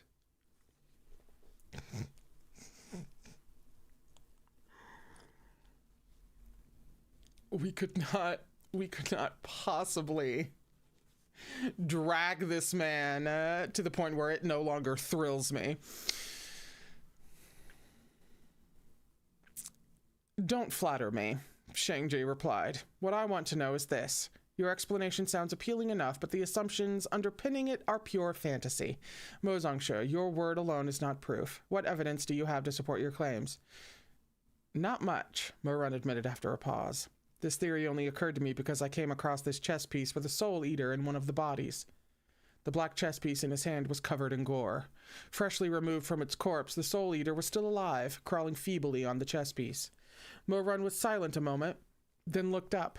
However, the person he fastened his gaze on was not Jiang Shi, but Hanlin the Sage, Hua Binan, standing behind him. The sage ought to be quite familiar with the unique characteristics of soul eaters. These insects have many characteristics. Which does Mo Zhongshe wish to point out? Mimicry, said Mo Run. I know of this, of course, said Hua Binan. Young soul eaters are excellent mimics. They are linked with the insect that fathered them and will copy the male insect's every movement until they mature. Correct. So if I were to take the young offspring of the insect on this chess piece and put it into another body, what would happen? Hua Binan fell silent, his expression shifting slightly. Eventually, he answered, Whatever this body does here, that body there would do as well. How could one stop this from happening? Only by killing the insects. Mo Run nodded. Everybody, please take a step back and mind your feet. Now watch carefully. Eyes glinting like ice, he brought his hand down, aiming for the soul eater on the chess piece. The ground began to shake as slender vines burst from the earth and hurtled toward Mo Run. Amid the gasps of the crowd, Mo Run dodged the vines, withdrawing his hand that was about to strike the insect. Breathing heavily, he stood straight once more with his hands behind his back. You see? Mount Huang protects these soul eaters and won't allow them to come to harm. If anyone still wants to claim it's mere coincidence that these bugs have appeared with the Zhenlong chess formation, or that they're decorative, then I'm afraid I have nothing more to say to you.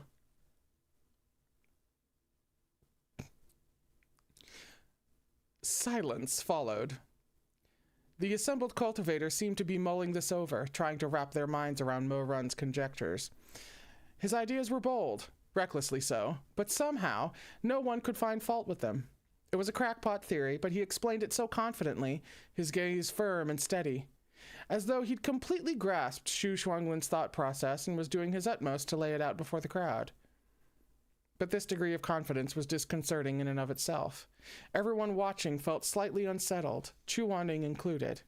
He frowned, looking at Mo Run's pale face from afar. His heart skipped a beat, a portent of he knew not what. He felt like a tiny clue had torn itself free, like he had caught a glimpse of fangs about to rip something apart. Presented with such a complicated situation, perhaps only someone like Shui Jingyong could get right to the point. His mind was bluff and straightforward. He didn't dwell on how Mo Run had come up with this bizarre puppet show analogy so quickly. After following Mo Run's reasoning to its end, he clapped a hand to his forehead. So you're saying Shu Shuanglin isn't here at all? I don't think he is, said Mo Run. The Xuanji elder's concerns were different from the rest. We probably encountered 9,000 or 10,000 revenants on our way up the mountain, he said, knitting his brows. Where did he get so many corpses? The 10 great sects couldn't possibly have missed it if so many people died at once. Mo Run sighed. They died very recently. Have you all forgotten? Where did they all die? Meeting the crowd's blank stares, Mo Run's answer was clipped. Lin Yi. No way! A voice from the crowd rose up to refute him. The inferno in Lin Yi burnt everything to ash. How could there be bodies left? Because there was a rift in space, said Mo Run. Shu Shuanglin is working with someone who knows how to create such a thing.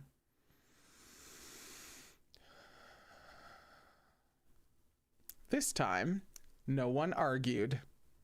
Not because they believed him, but because the idea was too ludicrous.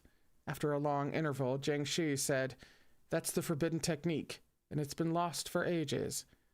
The first forbidden technique creates a rift in space and time, Mo Run countered. Not just space. There are thousands of bodies here. We're not talking about Shu Shuanglin passing through the rift alone, Jiang Shi said, icy. What kind of abilities must this mysterious rift maker have to bring thousands of people to Mount Huang before they were swallowed up by the flames? Zheng Junmen. Perhaps you are looking at it from the wrong angle, Mo Run replied. I doubt these people were brought here alive. They were probably transported after they died and before they turned to ashes. It would be far easier to transport corpses than living people using such a technique. So then, theoretically speaking, couldn't someone who can open up a rift in space and time and transfer bodies between them,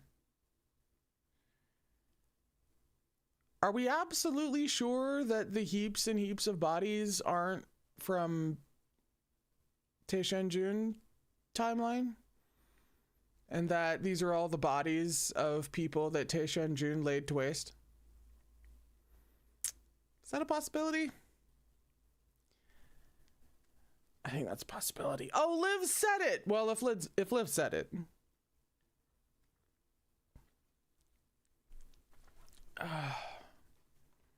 Oh, that was Rumi's first theory, too! It seems likely. Where even am I? Jiang Shi was deeply irked to be receiving a younger man's suggestions. His brows drew low, but before he could speak, a pallid, slender hand pressed on his arm.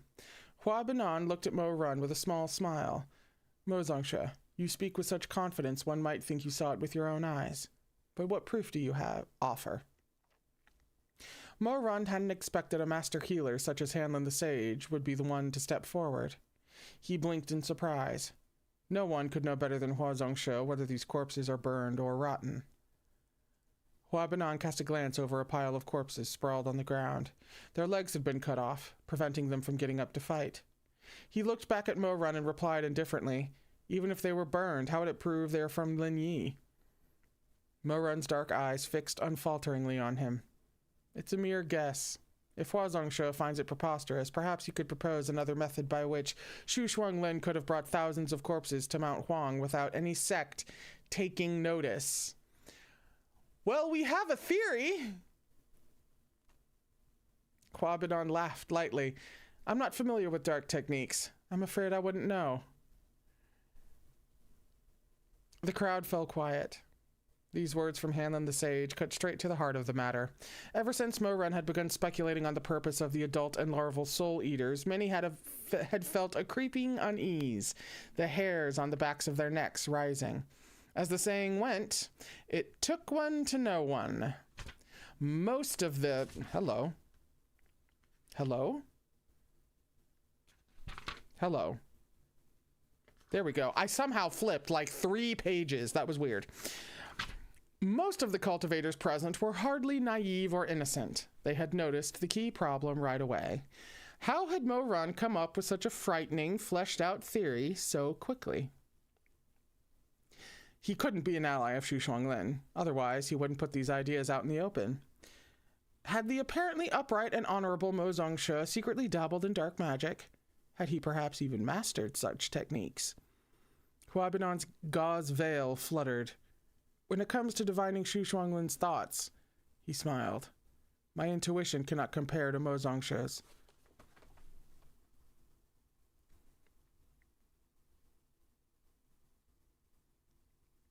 Wait.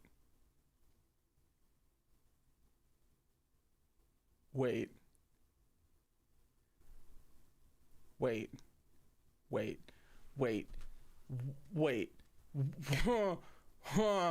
Wait. So healer, what the fuck is his name? Huabinan. Hanlon the Sage. Hanlon the Sage has a covering on his face, and I saw some glimmer of a theory somewhere, probably the Discord, about like Hanlon the Sage and Shimei being like the same person, like Shimei being Hanlon the Sage, and I was like, that doesn't exactly make sense to me, like I guess, but like because veil, but then eyes that Mo Run would know like at a glance, you know, so it didn't seem like too plausible to me. And then as we were reading, you know, like Shimei was in the exact same place as, you know, Hanlon the Sage, so it's like, well, you've seen the two of them in the same place now, so that's like classic, like they can't be the same person because you've seen them in the but if Hanlon the Sage is commanding Shimei, or the body of Shimei, whatever the fuck, because there's a chess piece in Shimei's body, and he paused and stopped, and he was, you know, blanched or whatever, and he couldn't help Mo Run with the bloody arm. Do you see what I'm saying? Obviously, rereaders should not be confirming, but you guys know this by now. But like, I see the vision behind this theory now. I'm here now. I'm terrified, but I'm here now.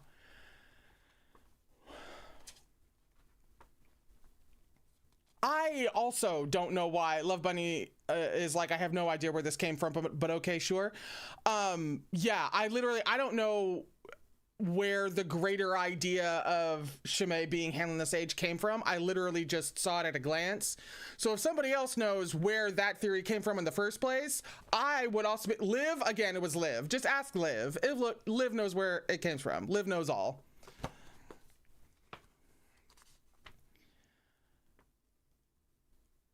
Where did I once again, I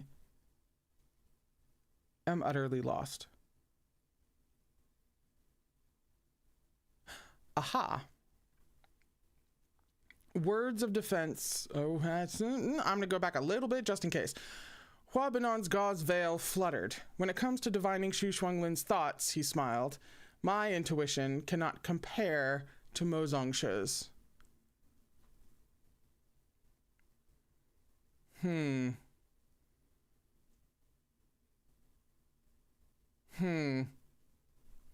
Words of defense sprang to Mo Run's lips, but he realized with sudden clarity that he had no ground to stand on. He couldn't say with conviction, I'm just making a guess. I'm not familiar with dark techniques either. A cold, clear voice cut in. Hua Zongshe, what need is there for such insinuations? Ah, Huabinan chuckled softly. Chu Zongshe. Clad in robes the white of snow, Chu Wanning stood indifferent beneath the moonlight. Everyone's positions are different, and their perspectives will naturally differ as well. The audience in their seats may see the puppet show as presented, but some can only watch from the back of the stage. Of course they would see the people kneeling behind the theater. Huazongshe, do you take my meaning? Please forgive my ignorance, Hua Binan said with a smile. Mo Run's point of view is his own, Chu Wanning said coolly. He is my disciple. I hope you will be prudent with your words and refrain from unnecessary conjecture.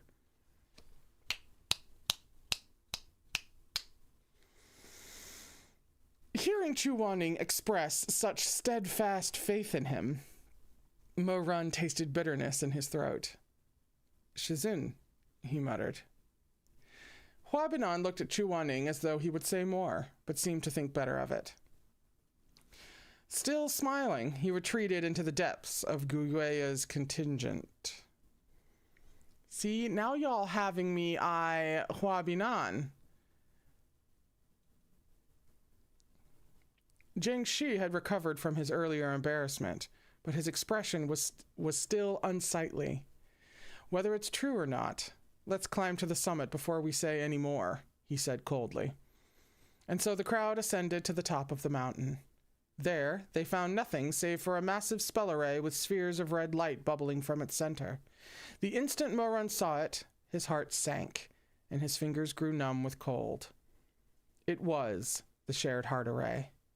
The only purpose of this spell was to refine resonant chess pieces and pair soul eaters with the pawns. The leader of Tashui Palace furrowed her brow as she examined the array diagram. What kind of array is this? I've never seen it before. Shui Zhengmen, you've encountered many spells. Do you know it? Shui Zhengyong walked over to take a look. Nope, he replied, shaking his head. Jiang Shi's deep brown eyes flickered distantly as he scrutinized the array. Extending a hand, he probed the flow of spiritual energy. He was an expert on arrays used to refine medicine. After closing his eyes for several minutes, he drew his hand back and turned to look at Mo Run. Do you have any other theories? With this, the crowd knew. Mo Run's guesses were almost definitely correct. I do, Mo Run replied after some hesitation.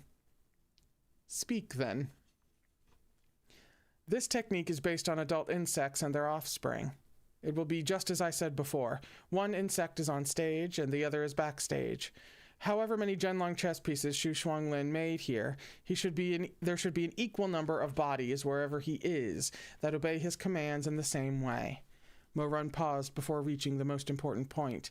There's no way the bodies on stage will be those of powerless commoners. They are most likely the remains of cultivators with formidable abilities. That's why Xu Shuanglin killed so many commoners, Shui Meng exclaimed in alarm, so we can have an easier time controlling those cultivators? I'm afraid so. Shui Meng glanced down at the massed corpses covering the mountain. The blood drained from his face. Whether it was because the sight was abhorrent, or because they would have to face an equal number of undead cultivators somewhere else, he couldn't say. Perhaps both. Shui Meng looked somewhat faint. Over here, someone suddenly shouted. There's a body! The mountaintop was practically devoid of cover. There was only one small scrubby bush.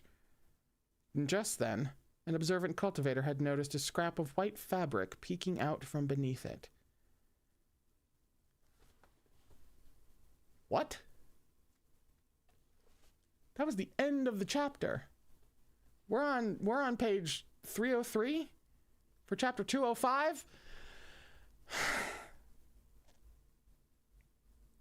It's called Shizun Calamity Awaits.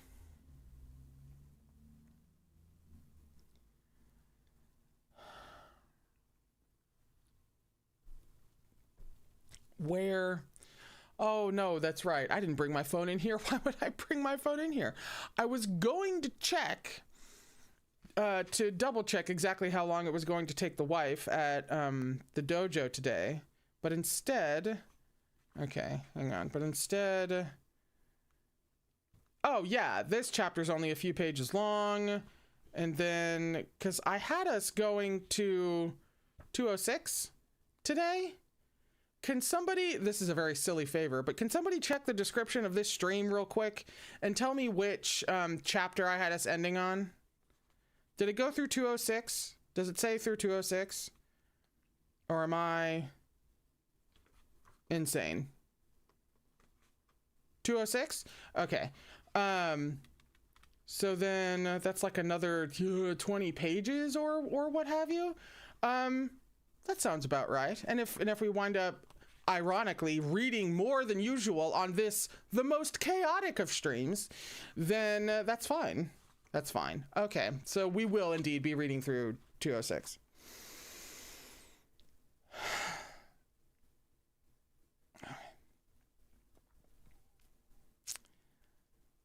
Several people rushed over to look, pulling the body out of the brush. The corpse was badly charred. It was obvious the victim had been through a great fire. Their face was a gory mess, completely unrecognizable. But judging from their build and the snow silk robes they wore, impervious to flame, it was very likely the corpse of a woman. Chu Wanning raised a hand toward the body and closed his eyes. After a moment, he announced, "There's no trace of the Zhenlong chess formation." "How strange," someone muttered. Xu Shuanglin filled the whole mountain with Zhenlong chess pieces. Could he really have missed this one corpse? "Why would a so-called forgotten corpse be left on the mountaintop like this?" another retorted. Mo Run walked over, carefully studying the twisted limbs. In his past life, he had been the most accomplished practitioner of the Zhenlong chess formation in the world. He was more familiar than anyone with the technique's limitations. He had a guess as to who this woman was, but he was looking for proof. Soon enough, he found his confirmation. Mo Run reached down to unclasp a blackened bracelet from around the corpse's wrist. Once he wiped off the soot, pale red spiritual stones glimmered through. He handed the bracelet to Zhang Shi. "Song Chutong. How did you..." Holding the bracelet, it took Zhang Shi a moment to put two and two together. "You recognize it?" "It was my wedding gift to her," Mo Run said simply. "Song Chutong is a descendant of Song Xingyi. The butterfly-boned beauty feasts defeated the evil spirit of the phoenix, so their bloodline is the key that unlocks the forbidden area on Mount Huang." Someone called out a question. "Xu Shuanglin killed Song Chutong, then used her to open the gate to Mount Huang?" Mo Run shook his head, eyes never leaving Song Chutong's face. What he felt wasn't quite pity. It was a complicated tangle of emotions. No. When he brought her to the mountain, she was still alive. "What do you mean?" Zhang Shi heard a question he could answer. He was no doubt sick of letting a brat in his 20s steal the limelight and wanted to repair his reputation. He spoke up before Mo Run could reply. He needed her to issue a command to the mountain, he said flatly. Mo Run shot him a glance. It would be wise to let someone else speak. The more he explained, the more difficult it would become to evade suspicion. He stepped aside, letting Zhang Shi take the reins. "A command?" someone else asked. "Song Chutong was a delicate young woman. What kind of command would she be giving?" "She might have been delicate, but not all of her ancestors were so useless. The evil spirit of the phoenix within Mount Huang will only obey those of the bloodline that subdued it." Zhang Shi had quickly grasped the situation. Song Chutong was the last living member of this bloodline. The questioner gasped. "Huh? The butterfly-boned beauty feast subdued this phoenix's evil spirit?" "That's right. I've never heard that." "That's unsurprising," said Zhang Shi. "The four great evil mountains don't have much use besides serving us as defenses. Few are aware of how to open their barriers or who can do so. Song Chutong was a foundling before she was captured and sold at auction. She must have had no idea she could use Mount Huang as a hideout. She had probably never even heard the story about her ancestor subduing the phoenix's evil spirit." So Xu Shuanglin brought her here?" "Most likely," Zhang Shi said. "Everyone fled for their lives when the fire broke out in Rufeng sect. No one went back to the hall to look for a powerless woman. The only one who took notice of her was Xu Shuanglin, or whoever is working with him behind the scenes."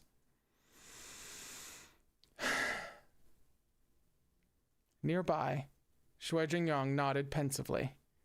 "Xu Shuanglin's accomplice can open a rift in space and bring him anywhere. He would barely need to lift a finger to transport Song Chutong too. We can guess what happened. Song Chutong always tried to curry favor with the powerful. When he took her along, she must have seized this opportunity like a life-saving raft and obeyed him unconditionally. They only needed to bring her to the mountain and instruct her to give a command. She wouldn't have refused. Why not use the Zhenlong chess formation to control Song Chutong? Someone piped up. Because the phoenix's spirit can tell if the person commanding it is under duress, said Zhang Shi. The blood descendant needs to be alive and speaking of their own free will. Only then will the mountain obey. Everyone pondered this. So what are we doing here? Another cultivator asked with rising alarm. Haven't we just done what he wanted by stumbling upon his backstage area? Thanks to these damned vines, we can't even destroy the soul eaters. What do we do now? Zhang Shi scowled, filled with disdain at the analogy Mo Run had come up with.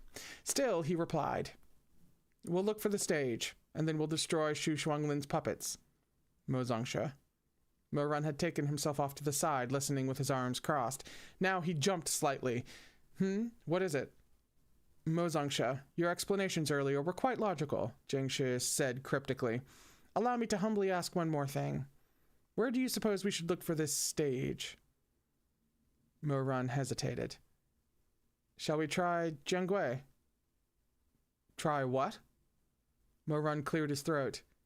His palm glowed scarlet, the willow vine materializing with a flash. This. It's called Jiangui. Zhang Shi stared at him, at a loss. Jiangui, like Tianwen, could interrogate living people, vengeful ghosts, and bodies left behind by their souls. There was a slight difference in technique.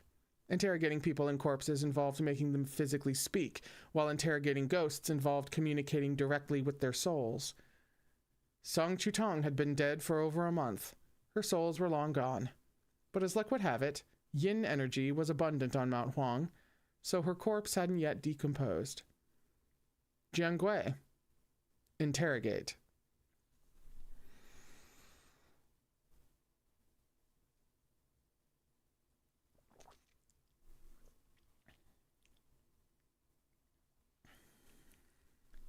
In response to this command, Jiangui's leaves and tendrils shivered and lengthened into a vine that wrapped 3 times around Song Chutong's body.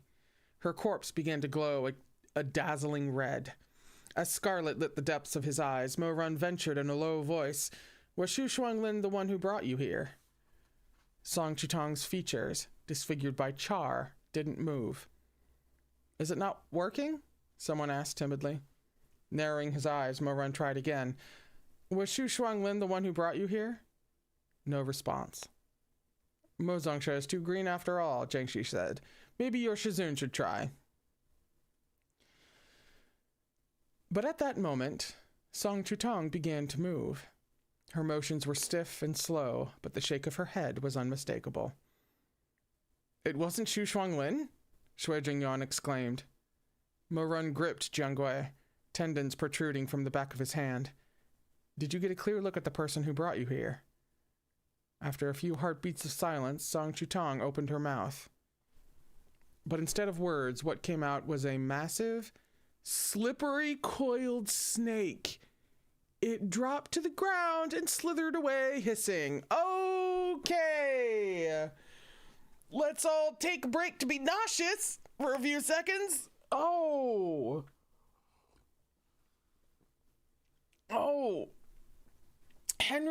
Henry, keeping his thoughts together, asks who has snake motifs. I don't know, but that's a great question. You have way more of a brain cell than I do at this moment. Oh.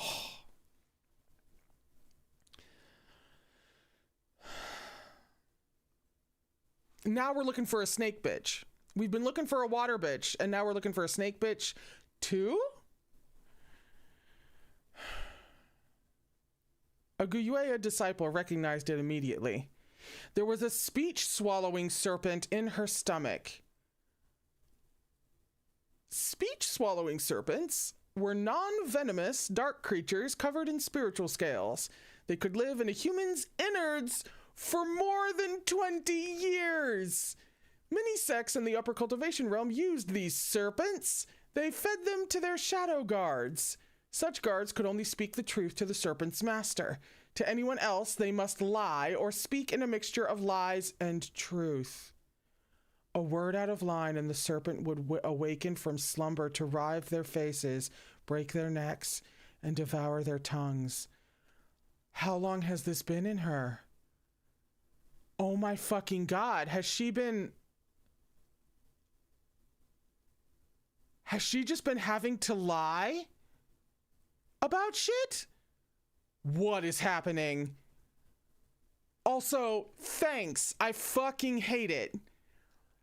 This is awful and sickening and creative.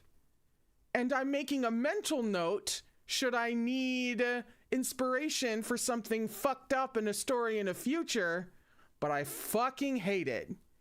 Oh my God. I'm not a big fan of snakes.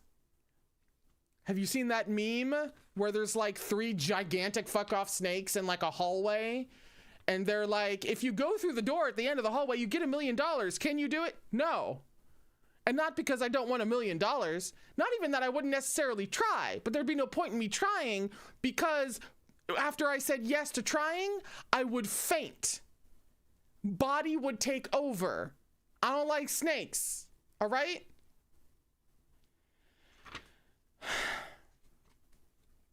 Jiangui's red light winked out. Song Chutong was shaking her head repeatedly, trembling from head to toe. Chunks of bloodied flesh poured from her mouth. Shreds of viscera and pieces of her tongue and throat. She could never speak another word of truth. Is that how she really died? She said something like true and got fucking devoured. Ooh.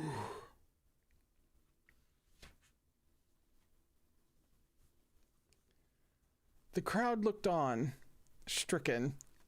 I'm so beside myself. I gotta make sure that I'm supposed to be turning the page. Okay. Someone yelled, "If she can't talk, can she write it out?" I just imagined it being said exactly like that. This fucking horrifying mess emerges from this charred corpse, and someone in the back goes, "Hey, if she can't talk, can she write it out?" Who has a pen? Does anyone have a quill? Do we have anything? A stick, really, would be, can she write something? Like, that's what Mo Run knew the instant he saw the speech-swallowing serpent that the person behind this had been exceptionally thorough, but he still stepped forward to examine Song Chutong's hands. "How does it look?" asked Shui Jingyong. Mo Run shook his head. "Her tendons have been cut. She won't be able to write anything." Everyone fell silent. An ominous breeze whistled across the mountaintop. The forest's rustling leaves seemed to snicker, and the mournful wails of corpses filled the air, saturating the summit with a heavy dread. Like we didn't have that before? At last, the leader of Taobao Estate, Ma Yun, broke through the eerie stillness. "So we've lost the trail?" No one answered. Mo Run recalled Jiangui, and Song Chutong's body slumped to the ground.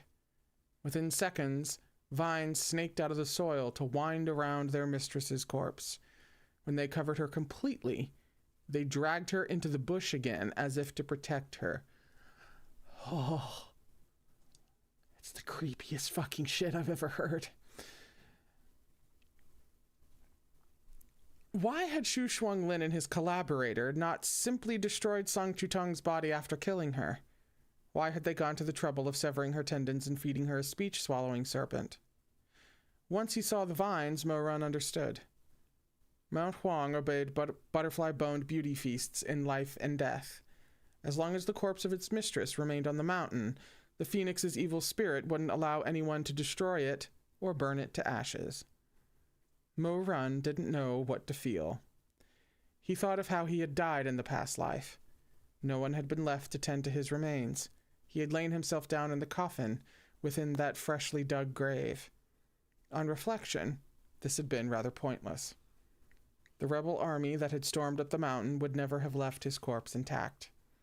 His death in the past lifetime had been even more miserable than Song Chutong's. He hadn't even had a single vine to protect him in the end.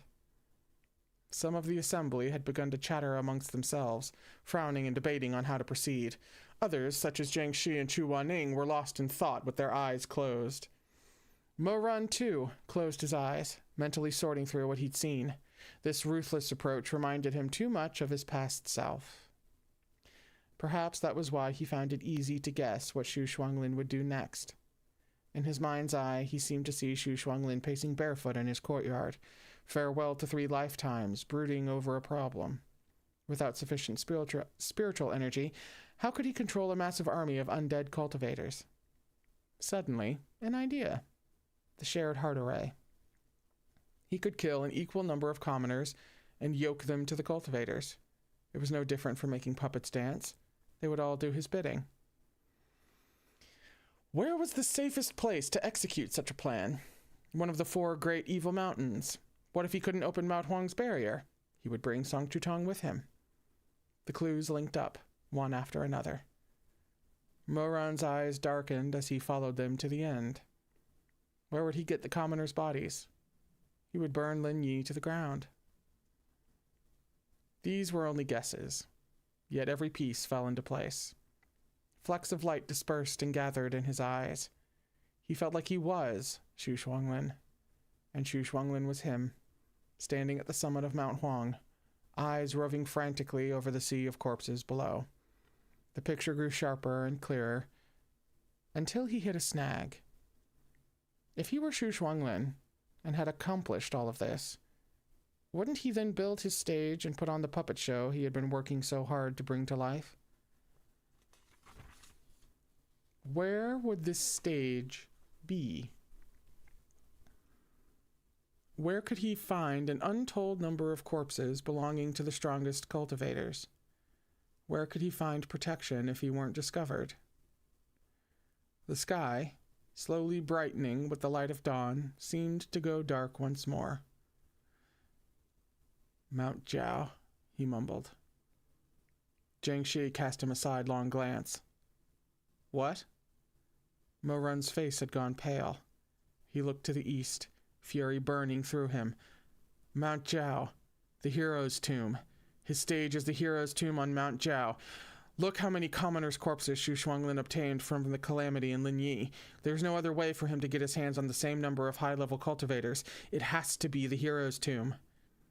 Jiang Shi instantly picked up the thread of his thoughts. You're saying Xu Shuanglin's puppet counterparts are the bodies buried within Ru Feng's hero's tomb over the centuries. Mo Run didn't bother to respond. Cursing under his breath, he flew like the wind toward the bottom of the mountain. Xu Shuanglin was insane. Generations of Ru Feng's leaders were buried within that tomb, including their founder, who had ascended to immortality after his death. It was one thing to use the shared heart array to control run-of-the-mill cultivators, but to use it on those corpses? If Xu Shuanglin lost control of his spiritual energy flow for even an instant, those powerful revenants would struggle free and go berserk. The backlash would swallow Xu Shuanglin, dealing him a sudden and horrible death, leaving that fearsome army of centuries of Ru Feng cultivators to run amok. It would be no less of a calamity than the heavenly rift to the infinite hells.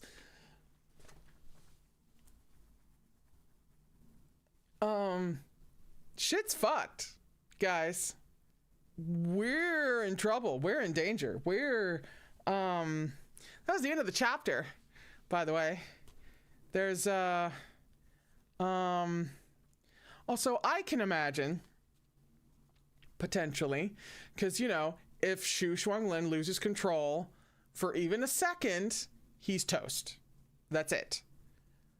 Wouldn't surprise me if he's being used to do this either because it's too dangerous for the, what was the word they used? Colleague? That wasn't but we'll go with that. The big bad, right? The accomplice. If the accomplice is like, I'll have Xu Shuanglin do it because it's so dangerous, or if he's counting on Xu Shuanglin to do all of this, die, and then seize control over it all himself. These are just words I'm speaking. flying by the seat of my pants. We're on page 311 for chapter 206, which is called, by the way, Shizun, Who Am I Really?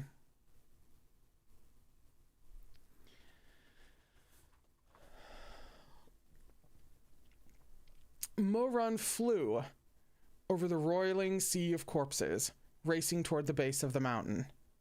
The moment he exited the barrier, his gaze fell upon Nangong-se. The confinement curse he used on himself had already been lifted.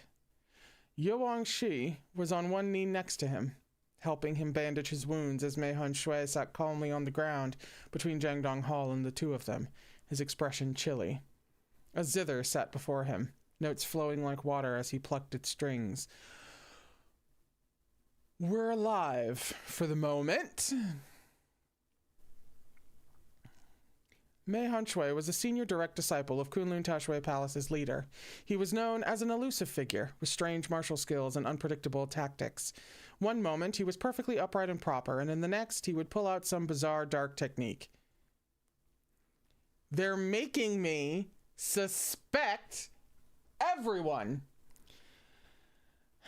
Such was the power of his reputation that the mob from Jiangdong Hall had no choice but to sit upon the rock's glaring daggers, though they wanted nothing more than to skin Nangong-se alive.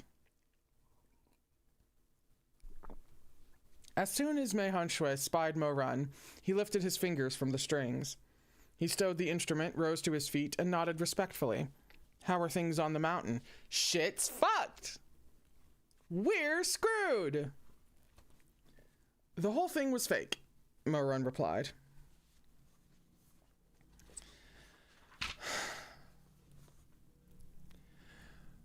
Fake? Mei Han Shui frowned slightly. The Jiangdong Hall contingent, overhearing, made their way over. Huang Xiaoyue had been lying down within a nearby pavilion, having ordered several disciples to massage his legs and shoulders. He was making a great show of his frailty, but when he heard Mo-Run and Mei Han Shui's exchange, he couldn't resist peering through half-lidded eyes and straining to listen in. Shu Shuanglin isn't on the mountain, said Mo-Run. He's probably on Mount Jiao. Shu Shuanglin is on Mount Jiao? Nangong-se didn't wait for him to finish. His face was ashen as he stared at Mo-Run. Maybe. It's not for certain. Nangong-se gaped for a moment. That's not possible. Mount Jiao only answers to the Nangong bloodline, he mumbled. Shu Shuanglin, the word stuck in his throat. Nangong-se fixed his dark eyes on Mo-Run, the last bit of color draining from his face. For a moment, he had forgotten that Shu Shuanglin was also a Nangong.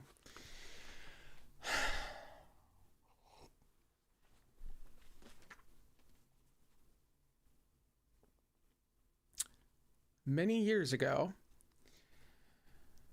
Nangong Lu and Nangong Shu had been lauded as a pair of promising young heroes. Many had speculated that Rufeng sect would reach unparalleled heights of glory in the hands of the Nangong brothers, its future brighter than the noonday sun. Who could have foreseen the ending of these brothers, or the ending of their sect? Nangong-se hung his head in silence. By now, the rest of the expedition had made its way down the mountain. The 1,000-strong crowd was like a migrating shoal of fish as it flowed into the clearing at the base of the mountain. Chu Wanning strode straight over, Shuimeng and Shumei close behind. He looked at Nangong-se. How did you hurt your hand? It's not a problem. I cut myself, Nangong-se replied. Thank you for your kindness, Zongshe. Shuimeng sighed. Why do you call him Zongshe when you should be calling him Shizun? Shizun said all that just for you to refuse it. I'm sorry. Shuimeng's precious. He's over here like, what are you talking about? Shizun said you're his disciple. And he's just immediately on board with this. He's like, you should be calling him Shizun. What?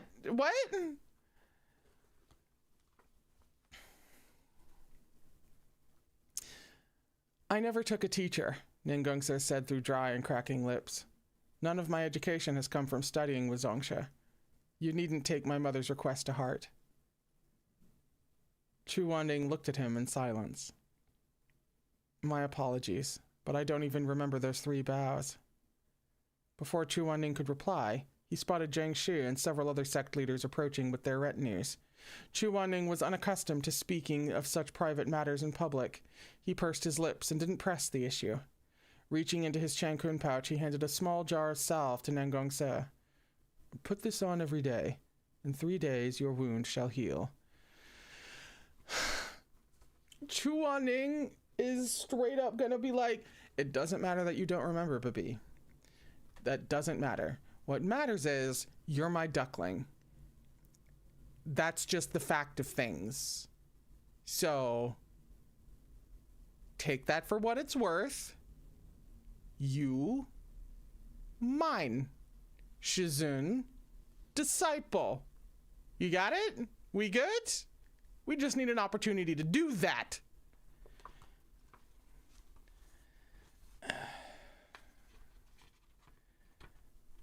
By the time he finished speaking, the others had arrived. Huang Xiaoyue had also stumbled over from the pavilion, leaning on the arms of his disciples. Zhang Donghao wasn't about to miss out on this piece of action. Guyue was currently the top sect of the cultivation realm, and thus it fell to Zhang Shi to speak first at crucial moments. This would also give Guyue a massive motive to help in the fall of Rufeng sect. But as he gazed at Nangongse, he found himself at something of a loss as to how he should approach this young man. Rufeng sect had abused its power for so many years, accumulating grudges too numerous to count. Now there was no ready target for vengeance. These grudges fell onto Nangongse alone. But what sin had Nangongse committed? It wasn't him who had taken Baton Manor's sword manual or set those sky-high prices. He didn't even know where that sword manual was. His father, Nangong Lu, had 1,000 crimes to his name, yet he had gone off and died without answering for any of them. A son, people said, ought to shoulder his father's debts, but if they took this principle seriously, how many could count themselves as innocent? Besides, this young man before them was now the very last descendant of the Nangong bloodline. He was the singular key to opening the gate to Mount Jiao. You, Zhang Shi began in a measured tone. But before he got any further, a tremulous voice rose up from nearby.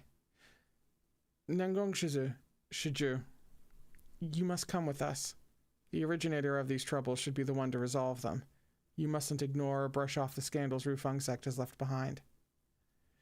Zhang Shi glanced sidelong at the owner of the voice, the abbot of Wubei Temple, Master Xuanjing. Inwardly, he sneered. This old monk was so embroiled in earthly pursuits, even he was angling to reap some benefits for himself. Whatever. Zhang Shi wasn't keen to talk anyway. He shut his mouth without protest and merely watched as Master Xuanjing, leaning on his staff, gave Nangongse an earful on principles like he was reciting sutras. Nangongse cut him off. Okay, I'll go to Mount Jiao with you.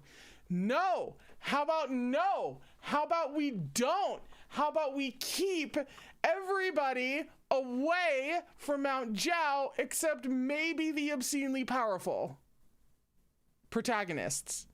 Whoever has the most literal and figurative armor can go. Everybody else, the book ran into the wall. Everybody else, sit, stay, be alive.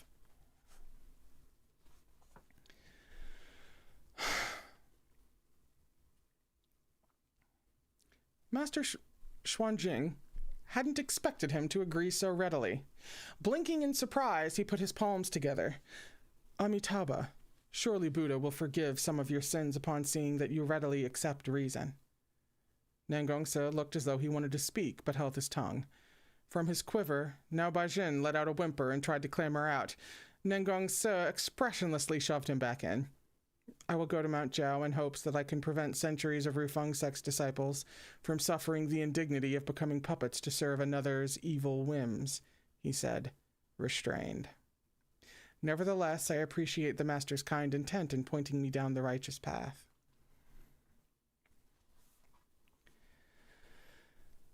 Thus did the group acquire the living key to Mount Jiao. Each of the 4 great evil mountains had its quirks. If one wished to approach Mount Jiao, they had to meet 2 criteria, regardless of whether they were of the Nangong bloodline themselves or accompanied by a Nangong descendant. First, they had to fast for 10 days. Second, they had to proceed on foot once they arrived at the Panlong Range surrounding Mount Jiao. They couldn't ride swords or horses. In order to demonstrate their sincere intent, they had to traverse the 3 peaks preceding Mount Jiao on their own 2 motherfucking feet. Shui Jingyong did some mental math. It'll take about 10 days to get from here to the Panlong Range on horseback. We can fast on the way. If none of you have urgent matters to attend to, I see no reason we need to return to our own sex beforehand. We can all head out together. Traveling and starving? That's a good plan, said the Tashui Palace leader. If we travel together, we can discuss our strategy for the next stage.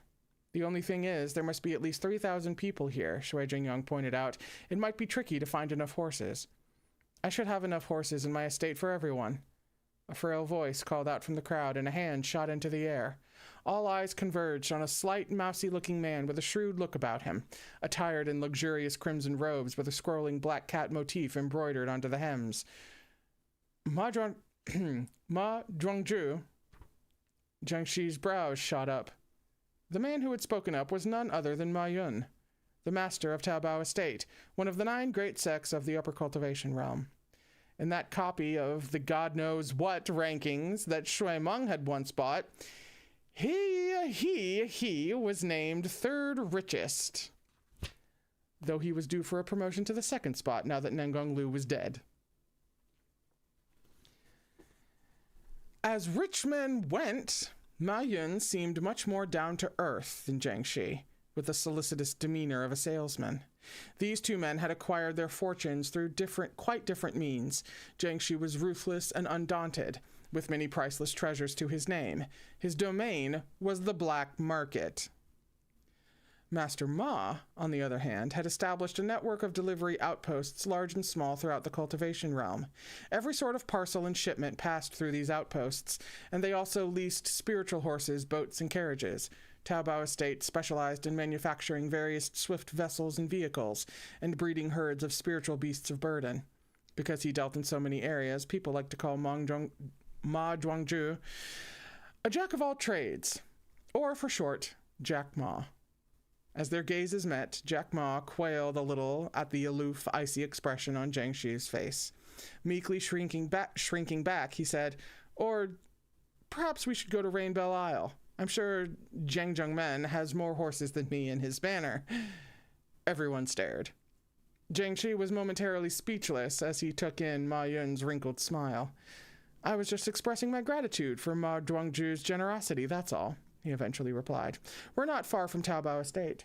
If Ma Zhuangzhu is willing to play host, we would be much obliged." Master Ma let out a breath of relief and grinned.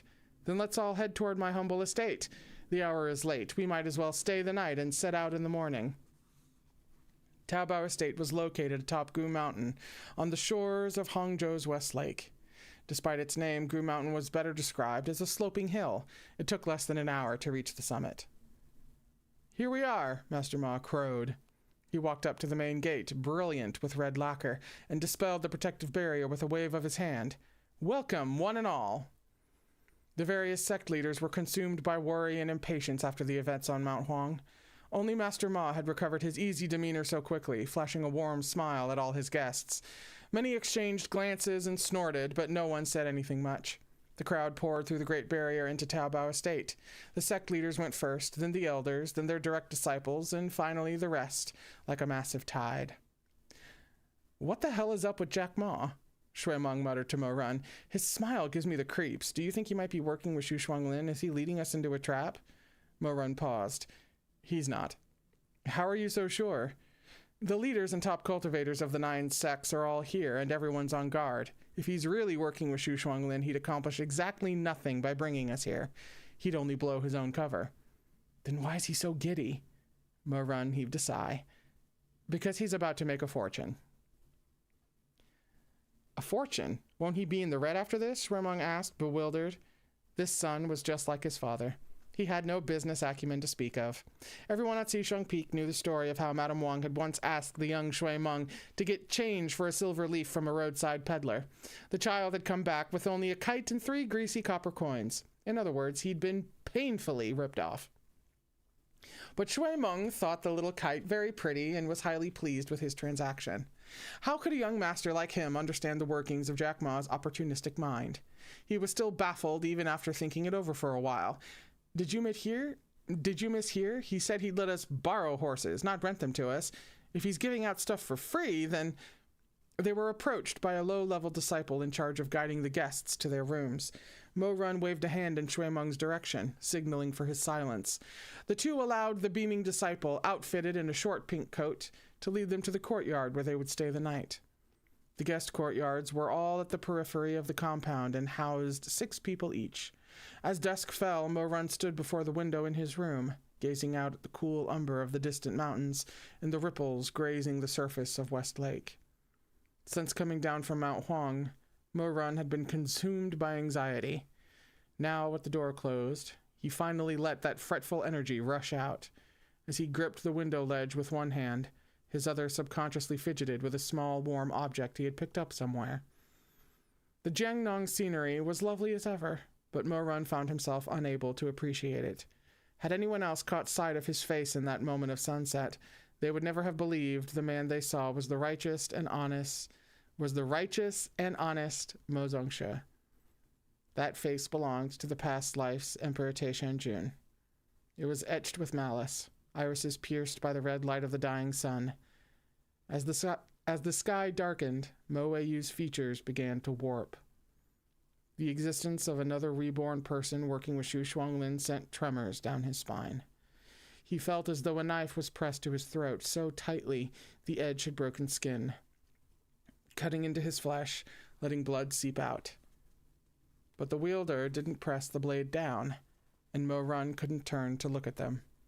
He couldn't see who stood behind him, ready to take his life at any moment. Mo Run was on the verge of a breakdown. It seemed he couldn't keep the matter of his rebirth a secret for much longer.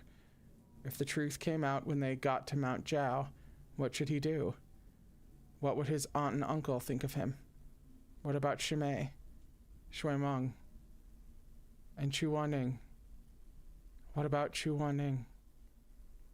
If the sins he'd committed in the past life came to light, how much would Chu Wanning despise him? Wouldn't he be unwilling to even look at Mo Run ever again? Mo Run's heart twisted in an awful knot. He felt colder and colder, encased in a bone-chilling freeze. With a crisp click, the trinket in his hand fell onto the floorboards. He bent down in a daze to pick it up. It was gray with grime. No one had stayed in these rooms at Taobao Estate for ages. They hadn't been cleaned carefully, and the floor was dusty. Wait. Mo Run blanched. He suddenly realized what he had been playing with. Nestled in his palm was a smooth, jet-black little stone. A Zhenlong chess piece. The blood drained from his face. During the last 2 years of his previous lifetime, he had developed a habit of funneling spiritual energy into his palm whenever he was feeling overwhelmed or stressed, concentrating it into a tiny black chess piece to fidget with. This new quirk had struck fear into the hearts of the palace servants. Mo Run had once overheard a whispered discussion of how he must be making chess pieces in fury so he could kill people and make them into puppets.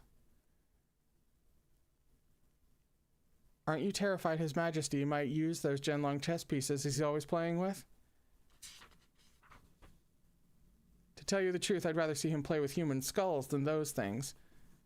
You're afraid? What about me? I'm His Majesty's personal attendant. Heaven knows how many times my knees have nearly given out. Each one of those chess pieces costs His Majesty a great deal of spiritual energy. He'd never make them idly. He must have a goal in mind, or maybe he needs to vent his temper. What if he vents it on me? What will I do? This conversation had left Mo Run speechless. Yet on second thought it was quite amusing. What were these gossipy servants going on about? How were they so confident in dissecting his motives? In truth, there was no reason behind all those chess pieces. It was just one of Emperor Taishanjun's many peculiarities. But after overhearing that conversation, he would now and again lunge forward without warning, Zhenlong chess piece in hand as if ready to plant it in one of the servant girls, then watch his attendants tremble in fright and beg for mercy. His face invariably remained cold as he surveyed such scenes, but a glimmer of amusement surfaced in his heart. This had been one of his sole sources of joy in those final 2 years of his life. Many years had passed since he had last refined a Zhenlong chess piece. Since his rebirth, Mo-Run had been unwilling to touch this technique, as though trying to make a clean break with his past self.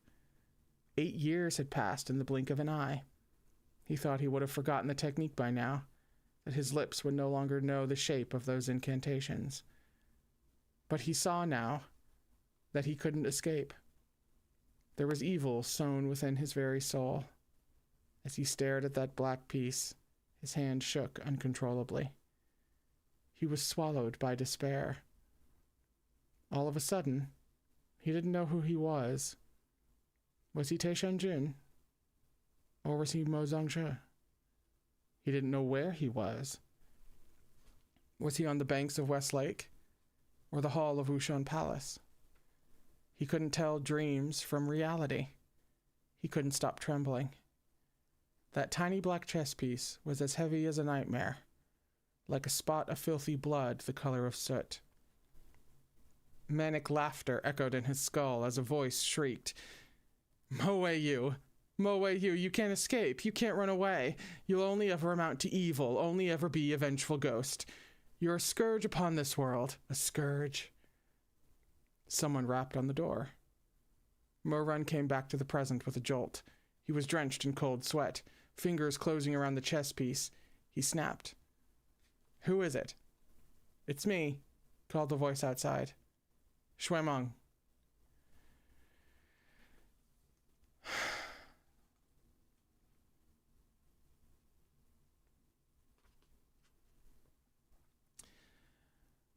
That was the end of the chapter.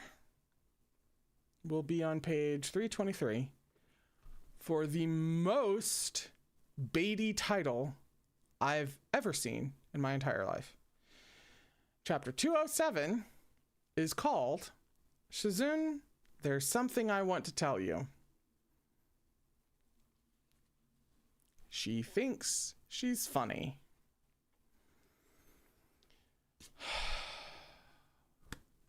Well, we're coming up on 6 instead of 5. So I'm gonna go. We'll finish this volume on Thursday, for whatever that means to the rereaders. And Henry asks, did you catch the Jack Ma bit? Did I miss some relevance? Please tell me, please advise.